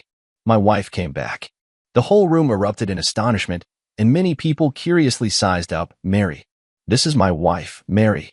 I took her hand and stepped forward. Back from the dead, it's truly the greatest blessing heaven could have given me. She smiled and nodded to everyone, while my mother-in-law and Tom stood by with smug expressions. However, my tone suddenly shifted. Amidst my joy, a question arose. Is she really Mary? The entire room fell silent. Mary's hand trembled slightly in my palm. So, I did some investigating. The projector switched to a set of comparison photos. On the left was the real Mary. On the right was a photo of her. They look exactly the same, don't they? But I clicked the remote, and the photo was enlarged, the details highlighted. The position of the piercing on the left ear was slightly different, the arch of the eyebrows subtly varied, and the fine lines at the corners of the eyes ran in different directions. These are details that even professional plastic surgery cannot fully replicate. Mary tried to pull her hand away, but I held on tightly. My mother-in-law and Tom also began to grow anxious, glancing toward the exit. More importantly, the real Mary has a feature that cannot be copied. I turned to Mary. The necklace I gave you last night has a date engraved on the back. Can you tell everyone what that date is?" She opened her mouth, but no words came out. "That was the due date of our first child, the one we lost." I spoke softly, my voice trembling with emotion. "Mary designed this necklace to commemorate the baby we never got to meet. The date was our secret, only Mary and I knew." The room fell utterly silent. Mary turned deathly pale, my mother-in-law's eyes widened, and Tom had already started edging toward the door. "What surprised me even more," I continued, "was that the real Mary could never get pregnant due to an underdeveloped uterus. Yet this, Mary claims she's already 2 months along." I let go of her hand and took a step back. "So, who are you really?" A flicker of despair flashed in Mary's eyes, but she quickly regained her composure. "I am Mary, it's just that old Chinese doctor." "The non-existent old Chinese doctor, right?" I sneered. "Just like the non-existent amnesia, the non-existent miraculous recovery." I turned toward the projection screen. "Let's see the truth." The screen played the secretly recorded video of her conversation with Tom, their discussion on how to swindle eternity, clearly audible. "This isn't." She tried to explain, but my mother-in-law had already rushed forward. "Who are you really?" my mother-in-law screamed. "You're not my daughter?" "Auntie, stop pretending," I said calmly. "You know she's not Mary. You just wanted to get back at me, didn't you?" My mother-in-law's face turned pale. "I didn't know she was going to impersonate Mary. Tom just said he needed help to scam some money." "Police. Don't move." Several plainclothes officers emerged from the crowd, blocking Tom as he tried to escape. Amid the chaos, Mary took the opportunity to shove me aside and run toward the exit. I chased after her and caught up in the parking lot. "Tell me, who are you really?" She finally stopped, turned to face me, tears welling in her eyes. "My name is Luna. I'm an actress. Tom found me and said if I helped trick you out of a painting, he'd give me $1 million. I needed the money for my sister's medical treatment." "Why did they choose me? Why Mary?" She shook her head. "I don't know. They gave me a lot of information, photos, videos, even your chat logs. I was just following the script." The police arrived and took her away. I stood where I was, gazing at the distant sky, my heart a tumult of emotions. Back in the exhibition hall, the crowd had already dispersed, leaving only Frank and a few police officers. "It's all been cleared up," Frank walked over. "Tom owed money to loan sharks and was desperate. Your mother-in-law always resented you for not saving Mary, so she helped them plan the whole thing." I walked up to eternity, gently caressing the back of the woman in the painting. "Mary, I can finally give you an answer." The police left with the evidence. Frank patted me on the shoulder. "What do you plan to do next?" I took a deep breath. "Prepare for the final painting." "What will it be called?" "The Pursuit," I said softly. "This time, I'll paint her face, not just her back." After the case was solved, my life seemed to return to where it was 3 years ago. Eternity was temporarily held by the court as crucial evidence. Tom and Luna were arrested for fraud, and my mother-in-law was investigated as an accomplice. "The prosecution wants you to testify in court," the officer called to inform me. "The trial is scheduled for early next month." I agreed, though I was utterly exhausted inside. After exposing the deception, I thought I would feel the thrill of revenge, but what I felt instead was a profound emptiness. Those days spent with Mary that month had allowed me to feel a trace of warmth in life again, even if that warmth was born of lies. Frank often came to see me, worried I might fall into despair once more. I told him not to worry, that I was working on a new piece, The Pursuit. "Are you really going to paint Mary's face from the front?" Frank asked curiously. "For the past 3 years, you've always refused to do that." "It's time," I replied. "We can't live in the past forever."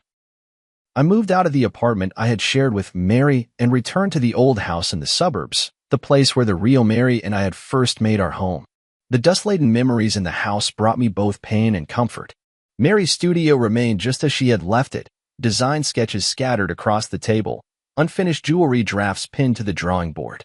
One afternoon, while sorting through Mary's belongings, I discovered an encrypted external hard drive. After several attempts, I finally unlocked it using our wedding anniversary as the password. Inside were backups of Mary's design works, along with some personal photos and videos. One folder in particular caught my attention. Inside a folder named Plan was a series of jewelry design sketches, labeled George's Birthday Special Project. It was then I remembered that, in the months before Mary passed away, she often spoke mysteriously about giving me an unparalleled birthday surprise. Leafing through these design drafts, I couldn't help but be moved to tears. Mary had planned to design a jewelry collection inspired by my paintings over the years, with each piece corresponding to a representative work from my artistic career. The last page was a sketch of a ring, with a dark red stone set in the center, its edges adorned with tiny diamonds, closely resembling the sunrise in my early work, Dawn. This is blood amber? I examined the notes carefully, confirming the name of this rare gemstone. Mary's designs had always been bold, but blood amber is extremely rare in the Chinese market, almost impossible to acquire. How did she obtain such a material? As I continued searching, I found a series of email correspondence screenshots. Mary had actually contacted a gemstone dealer in Myanmar, commissioning the blood amber specifically for this ring. The last email showed that the gem had already been shipped, but the date was exactly 1 week before Mary's death. I immediately called Frank. Help me check if there was a package sent from Myanmar 3 years ago, addressed to Mary. 2 days later, Frank brought news. The package did exist, but since no one signed for it, it was returned. However, according to the shipping records, it was resent a month ago, this time addressed to you. What? I was completely confused. I haven't received any package. Check your old apartment? Frank suggested.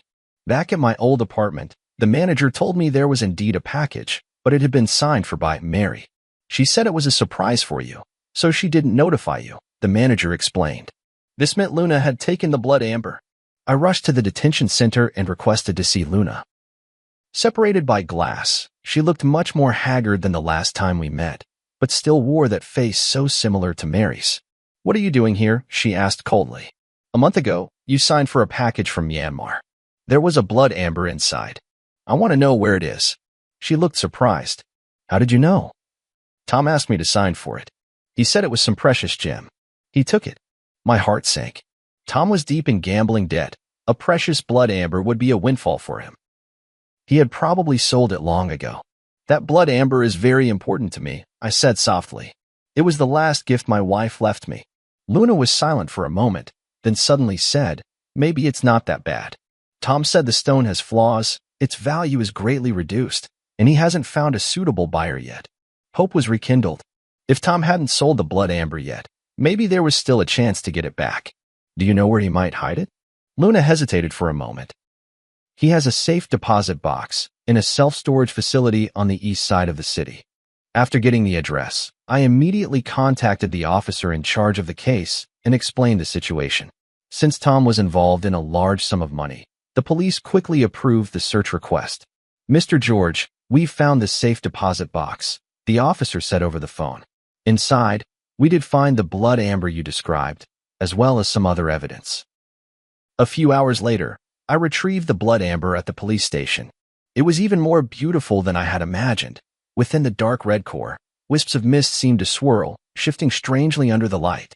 This was the birthday gift Mary had so carefully chosen for me, waiting for 3 years. Back home, I carefully placed the blood amber beside the canvas of the pursuit.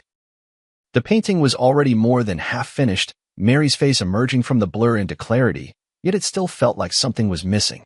Watching the blood amber glimmer faintly under the light, I suddenly understood how I should complete the painting. The creation of the pursuit entered its final stage. I decided to break convention and incorporate the blood amber into the artwork. This would not only be a portrait, but a hybrid piece that fused painting with the art of jewelry. Are you sure you want to do this? Frank frowned. That blood amber is priceless. That's exactly why, I said firmly. Mary chose it for me. She wanted to inspire an unparalleled masterpiece. I will fulfill her wish. For 2 whole weeks, I worked day and night, neglecting sleep and food. I cut the blood amber into thin slices and inlaid them at the spot of Mary's eyes on the canvas, making her gaze truly come alive. I used a special technique to blend the surrounding paint, creating a harmonious transition with the gemstone. From certain angles, the entire painting seemed to be imbued with life, and Mary's expression would shift depending on where the viewer stood. On the day I finished the piece, Frank brought news. Luna had been sentenced to 3 years in prison, but due to her good attitude in confessing, she might serve only a year and a half. Tom, involved in multiple fraud cases, was sentenced to 7 years. My mother-in-law, as an accomplice, received a suspended sentence. The case is finally over, Frank said. Are you planning to exhibit your painting? Yes. Next month there will be a solo exhibition at the National Art Museum, and The Pursuit will be the grand finale. The curator couldn't stop praising this piece, believing it represents the innovative direction of contemporary art and marks the pinnacle of my career. Indeed, this painting, which incorporates Mary's jewelry design concepts, is in some sense a creation we made together. On the eve of the exhibition, I checked the arrangement in the gallery alone one last time, making sure every piece was perfectly lit and positioned.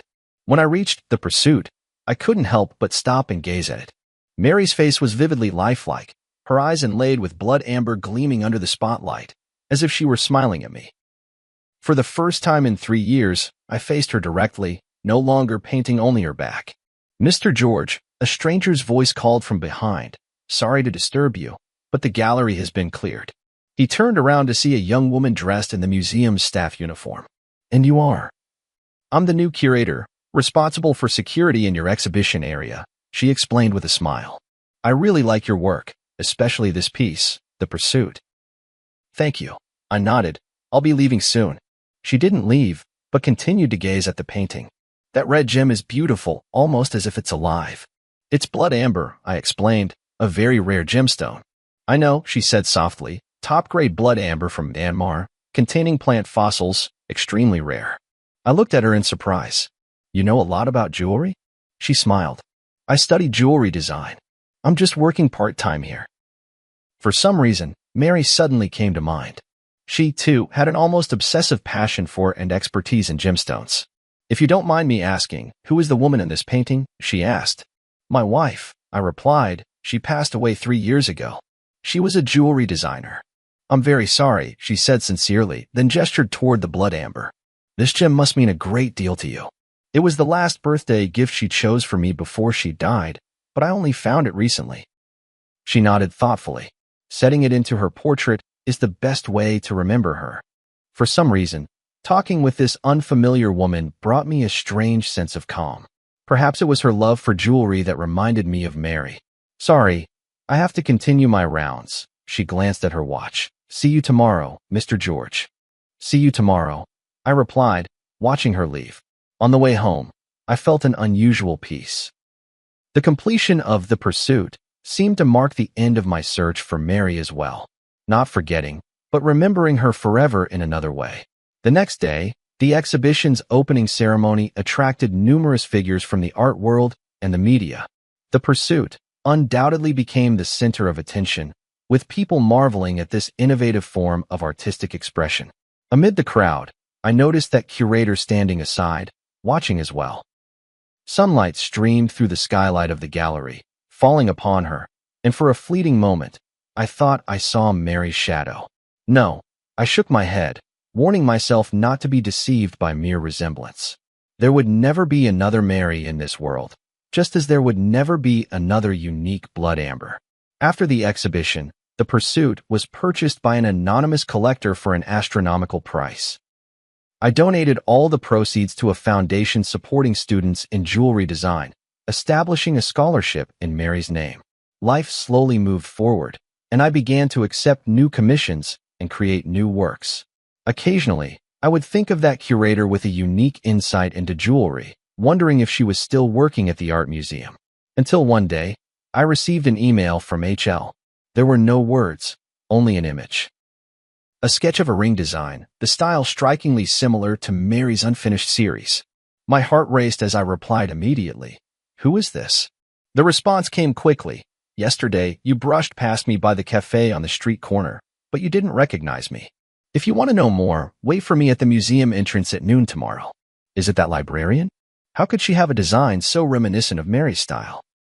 Filled with anxiety and anticipation, I decided to accept the invitation and find out for myself. The next day at noon, I arrived at the art museum half an hour early.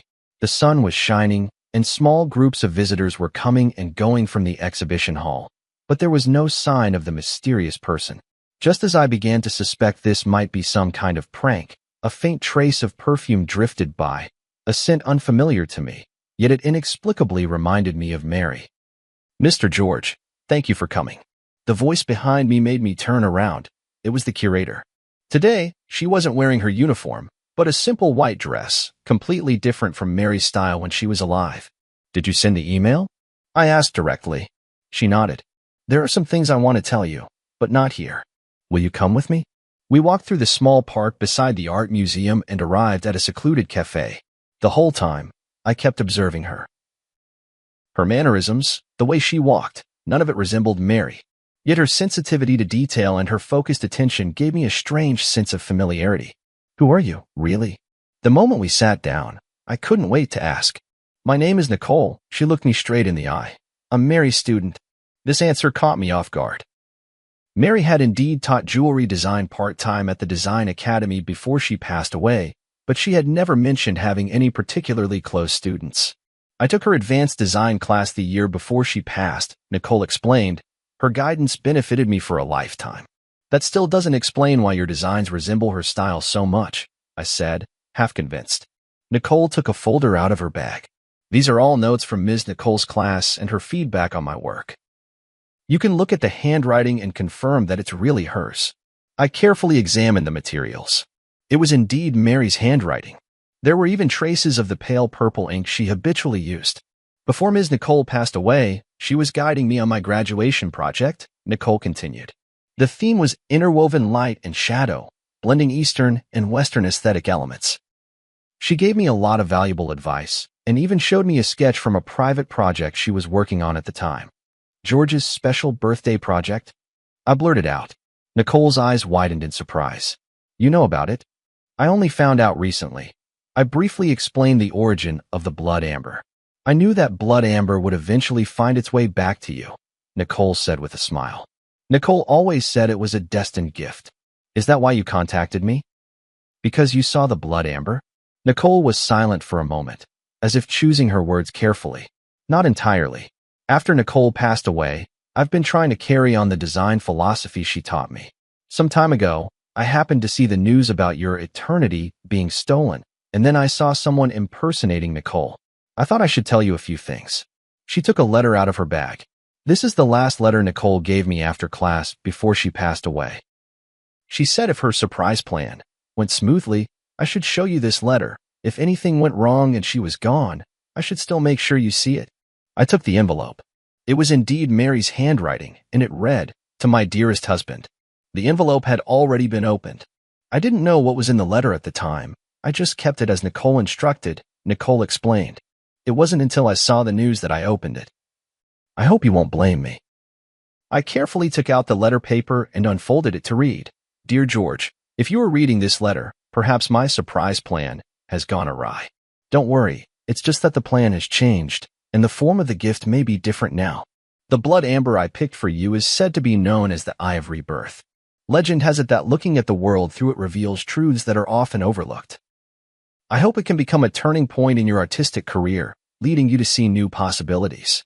All these years, your paintings have always depicted backs, as if you're afraid to face something head-on. I hope this gemstone will give you the courage to paint the front, to capture true emotions. No matter what happens, please remember, love does not disappear, it merely changes form, like this blood amber, which, after millions of years, transforms from resin into a gem, yet still shines.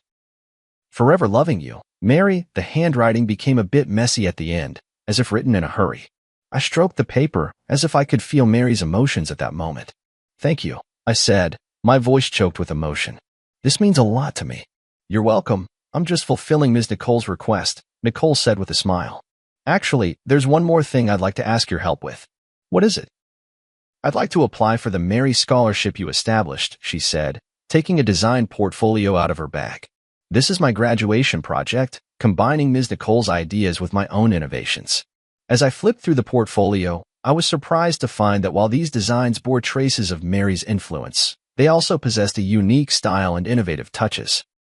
In particular, a series called Metamorphosis cleverly combined jewelry with transformable elements, allowing the pieces to change form according to the wearer's mood and occasion. "This is outstanding," I praised sincerely. "Mary would be proud of you." A hint of joy flashed in Nicole's eyes. Really?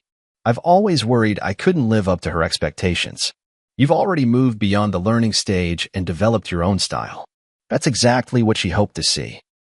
As we talked, sunlight streamed through the window and fell on Nicole. In that moment, I seemed to understand something. When Mary spoke of love changing its form, perhaps she wasn't just referring to the blood amber, but also to her passion for art and its legacy. Luna tried to impersonate Mary by mimicking her appearance, but she could never truly replicate who she was. Nicole, on the other hand, looked nothing like Mary, yet she inherited a part of her artistic vision and spirit. Perhaps this is the true gift Mary left me, not the blood amber, but a new possibility, a path out of the past. Nicole's graduation exhibition was held in a small gallery. Though the space was modest, it was exquisitely arranged. Her works were divided into 3 series, representing the past, the present, and the future, forming a complete narrative.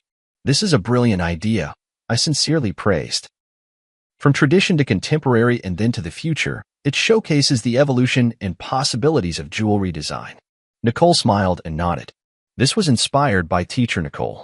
She always says that good design should look back at history, be grounded in the present, and look forward to the future. As I walked through the exhibition hall, I noticed a special display case in the corner, containing only one piece, a seemingly simple ring with a small red gemstone set in the center. This is. I leaned in to read the label, which said, "In memory, dedicated to teacher Mary." Yes, I made it from a small piece of blood amber I bought with my own savings, Nicole explained. It can't compare to the quality of yours, but it's also from Myanmar. I examined the design of the ring closely. Clean, powerful lines with fine silver threads encircling the blood amber, as if protecting the central gem, yet also seeming to radiate light outward. This is very similar to Mary's final design style, I said softly, but it also has your own unique touch. I wanted to create a piece that could both commemorate teacher Nicole and showcase my own style, Nicole explained. The blood amber represents her influence, while the outer design is the direction of my own development. The exhibition attracted quite a few industry insiders, including some well-known figures from the jewelry design world. After viewing the exhibition, an older female designer approached Nicole and offered her an internship opportunity. I stood by, genuinely happy for Nicole. In the evening, as the exhibition was drawing to a close, Frank arrived as well. Seeing me with Nicole, he gave me a knowing smile. "New friend?" he asked me quietly. "Mary's student," I explained simply. "Very talented." Frank nodded without asking further questions. After touring the exhibition, he gave high praise to Nicole's work. It blends traditional and modern elements, demonstrating both technical skill and artistic expression, quite rare. Nicole thanked him politely. This wouldn't have been possible without the guidance of teacher Nicole and teacher George. After the exhibition, the 3 of us went to a nearby restaurant for dinner. During the meal, Frank talked about recent trends in the art market, while Nicole shared her insights on contemporary jewelry design. The conversation was light and pleasant, and I realized it had been a long time since I had relaxed and chatted with others like this. After a few rounds of drinks, Frank received an urgent call and left early. Only Nicole and I remained in the restaurant, and the atmosphere suddenly became a bit quiet. "Mr. George," Nicole hesitated for a moment before speaking. "I've always had a question I wanted to ask you." "What is it?" "After you finished The Pursuit, what are you planning to create next?" The question caught me off guard. To be honest, ever since The Pursuit, I haven't had any new inspiration. That painting seemed to have drained all my emotions and creativity. "I haven't decided yet," I answered honestly. "It might take some time to find a new direction." Nicole nodded thoughtfully.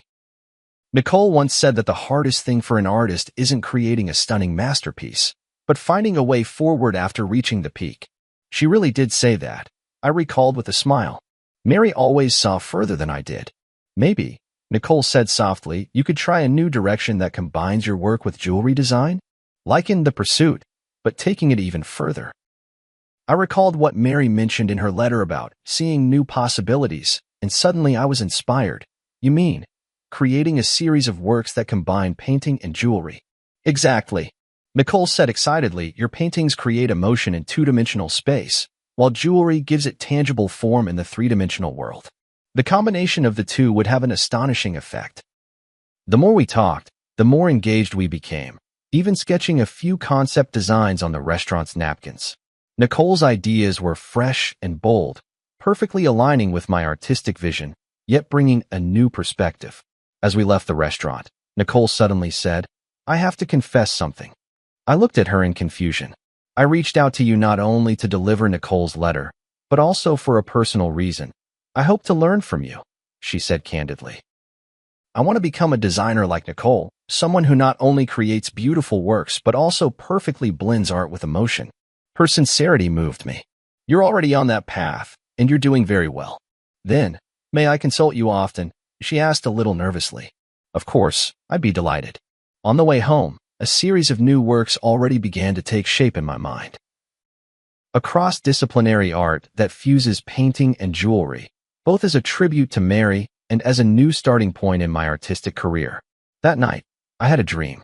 In the dream, Mary stood in a halo of blood-red light, smiling at me and saying, "See, I knew you would find a new direction." When I woke up, I got out of bed immediately and began sketching for the new series. I decided to name it Rebirth. Not only representing the ancient life forever preserved in blood amber, but also symbolizing the rebirth of my artistic career, as well as the inheritance and development of Mary's artistic vision. A week later, I submitted a new series proposal to the gallery and received an enthusiastic response. The curator even suggested holding a special exhibition themed Between Dimensions, a dialogue between painting and jewelry. For this project, I invited Nicole to join the team as a jewelry design consultant. She had just graduated from design school and was both excited and nervous about the opportunity. "Am I really up to the task?" she asked me in the studio. "You understand Mary's design philosophy better than anyone," I assured her. "That's exactly what I need." In the days that followed, we worked at a feverish pace. We created during the day and discussed at night, sometimes even working through until dawn.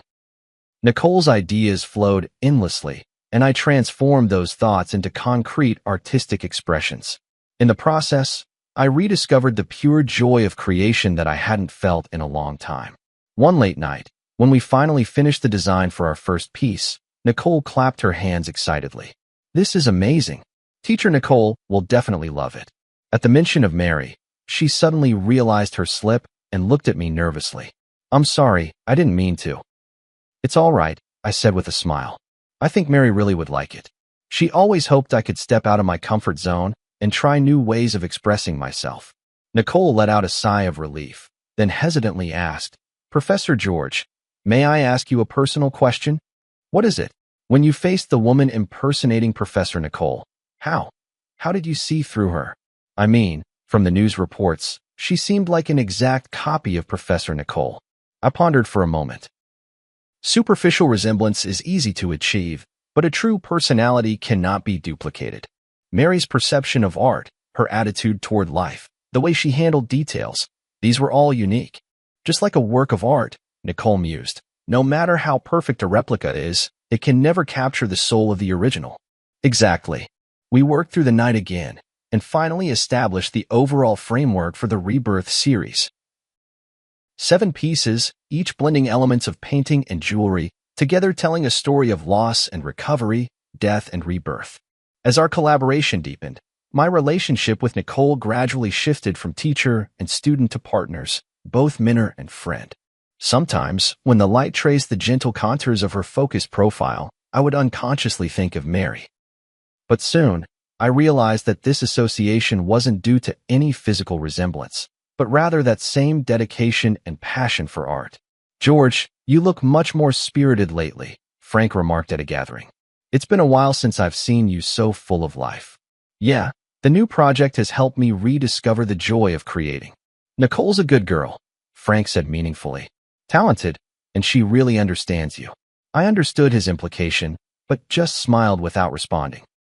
There was indeed a special understanding between Nicole and me, but it was more rooted in our shared passion for art than anything else. At least for now. The creation of the Rebirth series took 3 months, longer than expected, but the results were stunning. Each piece was a perfect fusion of painting and jewelry art, offering both the pleasure of viewing as a flat image and the discovery of 3-dimensional effects brought by the jewelry elements from different angles.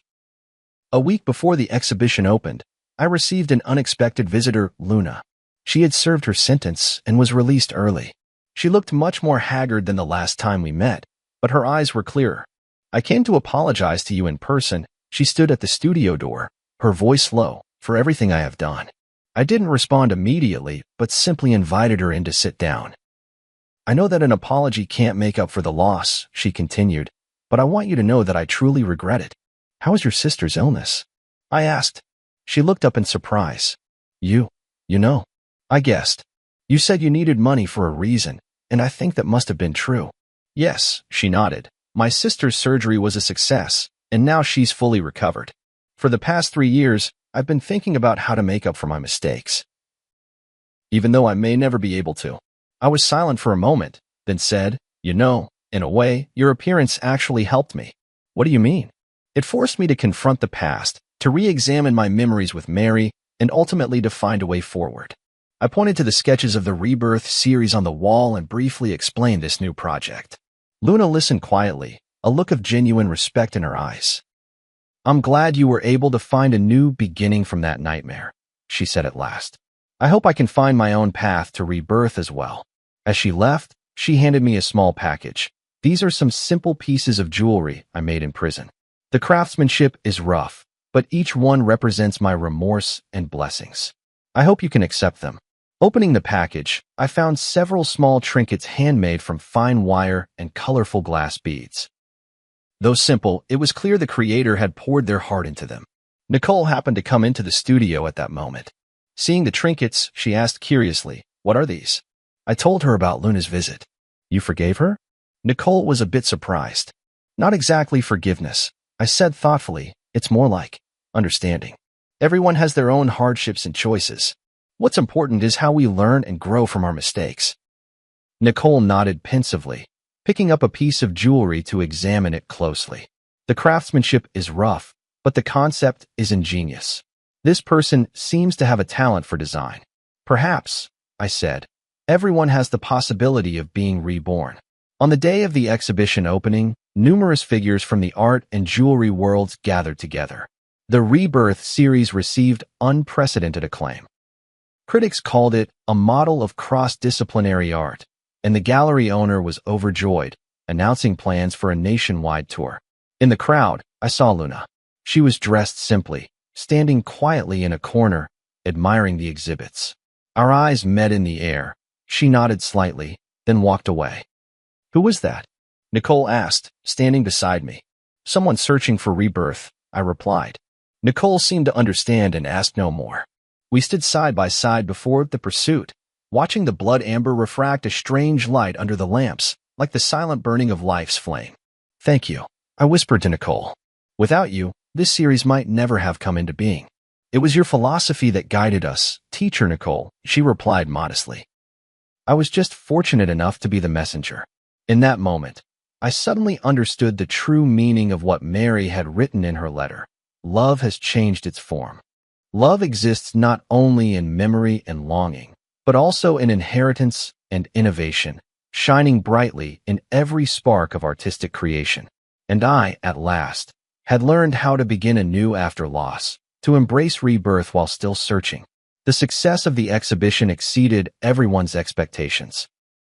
In just 1 month, the Rebirth series was reported on by major media outlets and even attracted the attention of the international art world. A renowned auction house extended an olive branch to me, hoping to include several pieces in their annual highlight auction. "This is an unprecedented opportunity," Frank said excitedly. "If the deal goes through, you'll become a top player in the contemporary art market." I wasn't particularly concerned with commercial success, but I did feel the joy of having my work widely recognized. More importantly, this series opened up a new artistic path for me, freeing me from the creative shackles of the past 3 years. Nicole benefited as well. As the project's jewelry design consultant, she received high praise from the industry. Several well-known jewelry brands reached out to her, hoping she would join their design teams. "Which offer are you planning to accept?" One night, as we were tidying up the studio together, I asked her. "To be honest, I'm still hesitating." Nicole paused her work. "These are all great opportunities, but..." "But what?" "But I want to keep working with you." She looked straight into my eyes. Rebirth is just the beginning, isn't it? Her candor surprised me a little. Indeed, the success of this series had opened up many new creative possibilities for us, but I wasn't sure if I should continue such a close working relationship. You should consider your own career development, I said tactfully. These opportunities are very rare for young designers. Nicole seemed to sense my hesitation and nodded gently. I understand. In the days that followed, we were both busy and rarely had the chance to talk alone.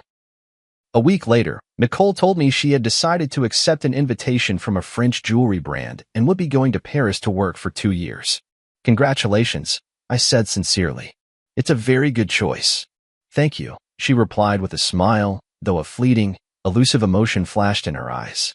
I think this is the best arrangement for both of us. Before Nicole left, we held a small farewell party. Frank, the curator, and a few mutual friends came. The atmosphere was warm, tinged with a hint of sadness. After a few rounds of drinks, Frank found an opportunity to pull me aside. Are you really going to just let her go like this? What do you mean? I pretended not to understand. Don't play dumb, man, Frank said bluntly. You have feelings for her, that's obvious. That's just professional rapport, I argued. Is that so? Frank looked at me meaningfully.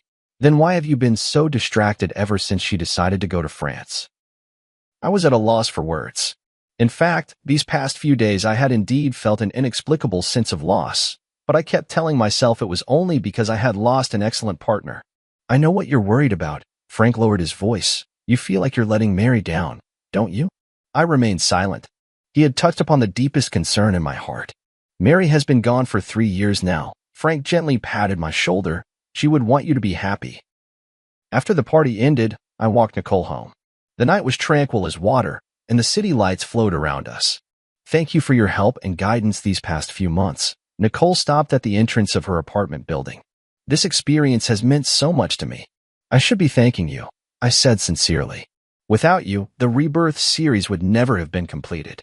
We fell into silence, as if both searching for the right words to say goodbye. My flight is the morning after tomorrow, Nicole finally said. I still have some things to take care of tomorrow, so this is probably the last time we'll see each other. 2 years will pass quickly. I tried to make my voice sound light. Paris is a beautiful city. You'll like it there. She nodded, a complex emotion flickering in her eyes. Professor George, there's something I've always wanted to tell you, but never found the right opportunity. What is it? I chose to study jewelry design because I saw Nicole's works. She took a deep breath, or more precisely, because I saw the pieces Nicole designed for you. The way she perfectly fused love and art moved me deeply. I didn't know that, I said in surprise. I've always hoped that one day I could be like Nicole, creating art filled with emotion. Nicole continued, her words coming faster, as if afraid she might lose her courage. But now I realize that what I want even more is to create for a specific person, just like Nicole created for you. I understood her implication, and my heart suddenly began to race. Nicole, please don't respond, she gently interrupted me. I just wanted you to know before I leave. No matter how you feel right now, remember that starting over is not a betrayal of the past, but a way of cherishing life.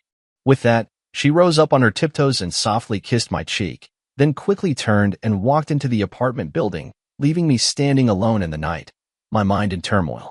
After returning home, I tossed and turned, unable to sleep, replaying Nicole's words and that gentle kiss over and over in my mind.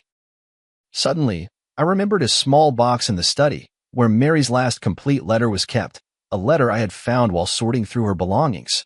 But at the time, overwhelmed by grief, I never had the courage to open.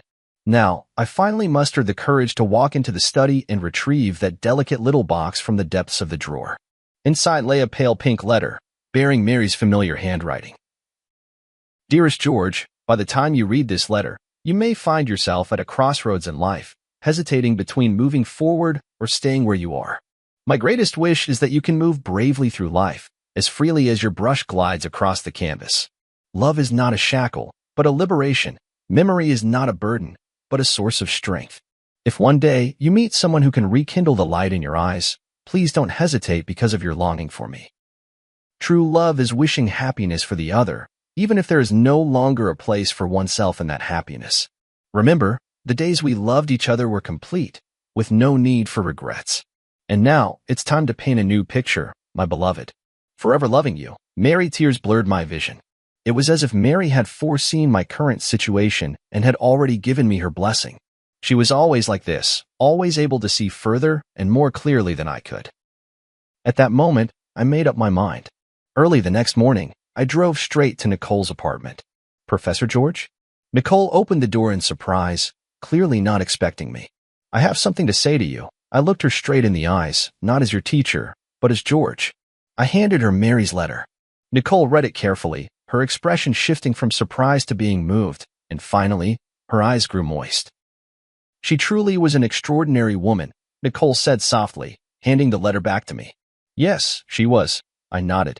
That's exactly why I believe her words. Nicole, cancel your plans for Paris. Stay and continue our collaboration, will you? Nicole looked at me in shock. Are you serious? I've never been more serious, I said quietly. Rebirth is not just the name of an artwork, it's a possibility in life. Are you willing to explore that possibility with me? Her answer was a firm embrace, warm and real, like the first ray of sunlight after a long winter. In that moment, I felt as if Mary was somewhere, smiling down on us, blessing this new beginning. Life is like that blood amber, enduring countless ages of change and sedimentation, ultimately transforming into an eternal radiance. And I, at last, understood what true pursuit is, what true rebirth means. A year later, Nicole and I unveiled our second joint project, Interwoven, at the National Art Museum. This series was even bolder and more innovative than Rebirth, blending Eastern and Western aesthetics with various art forms. Critics hailed it as a significant breakthrough in contemporary art. At the opening ceremony, Nicole held my arm as we faced the media interviews and congratulations from the audience together. She wore a simple white dress, and around her neck was the Eye of Rebirth necklace we designed together. She completed the jewelry part based on my painting. Your collaboration seems even more in sync than your last project, a reporter asked with a suggestive smile. Nicole glanced at me, and we exchanged a smile. Yes, both in art and in life, we found the perfect balance. This indirect answer drew a round of good-natured laughter from the reporters present. My relationship with Nicole was no longer a secret, but we always kept a low profile, letting the public's attention remain focused on our artistic creations. After the exhibition, we drove out to a small hill in the countryside. There stood an ancient oak tree, beneath which Mary's ashes were laid to rest. This was the place we chose, rather than a traditional cemetery, natural, peaceful, just like Mary herself. Mary, the exhibition was a great success today, I said softly to the stone beneath the tree. Nicole's designs were admired by everyone, just as you once predicted. Nicole crouched down and placed a bouquet of white daisies in front of the stone. Teacher Nicole, I've been working hard to become the kind of designer you hoped I would be. I hope you can be proud of me. A gentle breeze stirred, and the oak's leaves rustled softly, as if it were Mary's reply. On the way back, Nicole suddenly said, I've been thinking about something. What is it? If that woman who pretended to be Ms. Nicole hadn't appeared, you might never have found the blood amber, never created the pursuit, and we might never have met. Her words made me fall into deep thought. Indeed, it was the series of events triggered by that deception that ultimately led to everything now. It feels as if, in the unseen, some force has been orchestrating it all. Perhaps that's the irony of fate, I said softly. Sometimes, the worst beginnings can lead us to the best endings. When I returned home, I received an unexpected package. Upon opening it, I found a delicate little box containing a handmade ring. Though simple, the craftsmanship had improved greatly compared to the pieces I had seen before. There was a note attached. Mr. George, thank you for your kindness and understanding a year ago, which gave me the courage to start over. Now I have found a job at a small jewelry shop, and my life is gradually getting back on track. This ring represents my gratitude, and I wish you happiness and well-being on your new path. Luna, I handed the ring to Nicole. After examining it carefully, she remarked, her skills have improved a lot. She truly is talent. Some mistakes in life shouldn't become permanent scars, I sighed. Everyone deserves a second chance. That night, we sat in the studio, discussing ideas for the next series. Nicole suddenly proposed a bold idea. I was thinking, maybe we could try connecting the different stages of our work to create a complete narrative. From eternity to quest, then to rebirth, and intertwined, They're actually different phases in a person's life journey. You mean a complete story about loss, searching, rebirth, and integration, she explained excitedly, ultimately asking what is the most precious treasure in life. Love. I finished her sentence, no matter what form it takes. Nicole nodded, her eyes sparkling with creative fire. We could call it the forms of love, an unprecedented artistic exploration. Sounds like a long-term, ambitious project. We have time, she smiled, holding my hand. We have so much time. In that moment, I felt a powerful surge of creative inspiration, just like when I first began my artistic career years ago, filled with passion and possibility. But this time, I was not facing the blank canvas alone. 2 years later, the Forms of Love series was exhibited simultaneously in the world's 5 greatest art museums, causing an unprecedented sensation.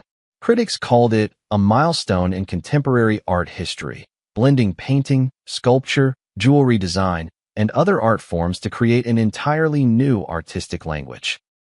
The final piece of the exhibition was titled Eternal Ring, a massive circular canvas depicting every form of love in life, familial, platonic, romantic, and the love for art itself.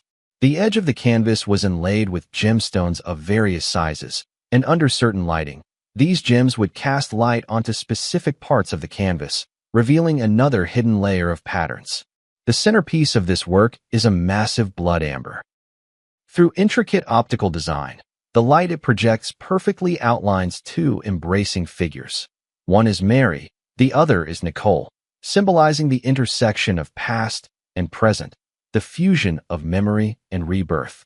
On the closing day of the exhibition, in front of the Eternal Ring, I knelt on one knee and proposed to Nicole. The ring was crafted from the very blood amber Mary had once prepared for me, designed by my own hand and fashioned by the finest jeweler. This ring carries the memories of the past and the hopes for the future, I whispered softly. Nicole, will you be the eternal ring in my life? Her tears sparkled under the spotlight. I will. Amidst the cheers, I remembered what Mary once said. Love does not disappear. It merely changes its form. Yes, love does not disappear. It exists in memories, in art, in every rebirth and new beginning. It traverses time and crosses space, like that blood amber which, after millions of years, still shines, forever retaining the original warmth and brilliance of life. This is the answer I have been searching for all along. Between loss and gain, between seeking and rebirth, love remains constant, only appearing in different forms along the journey of life. And all we need to do is bravely accept this gift, no matter how it comes to us. On the day of the wedding, the sky was a clear, washed blue. Beneath the ancient oak tree that had watched over Mary, we exchanged our vows. A gentle breeze stirred, making the leaves whisper as if blessings were drifting in from another world. No matter when or where, Nicole said softly, we'll always remember that it was she who brought us together. Yes, I squeezed her hand, and we will always cherish this gift. In the brilliant sunlight, the blood amber ring gleamed, radiant as life itself, enduring the passage of time, yet still shining bright.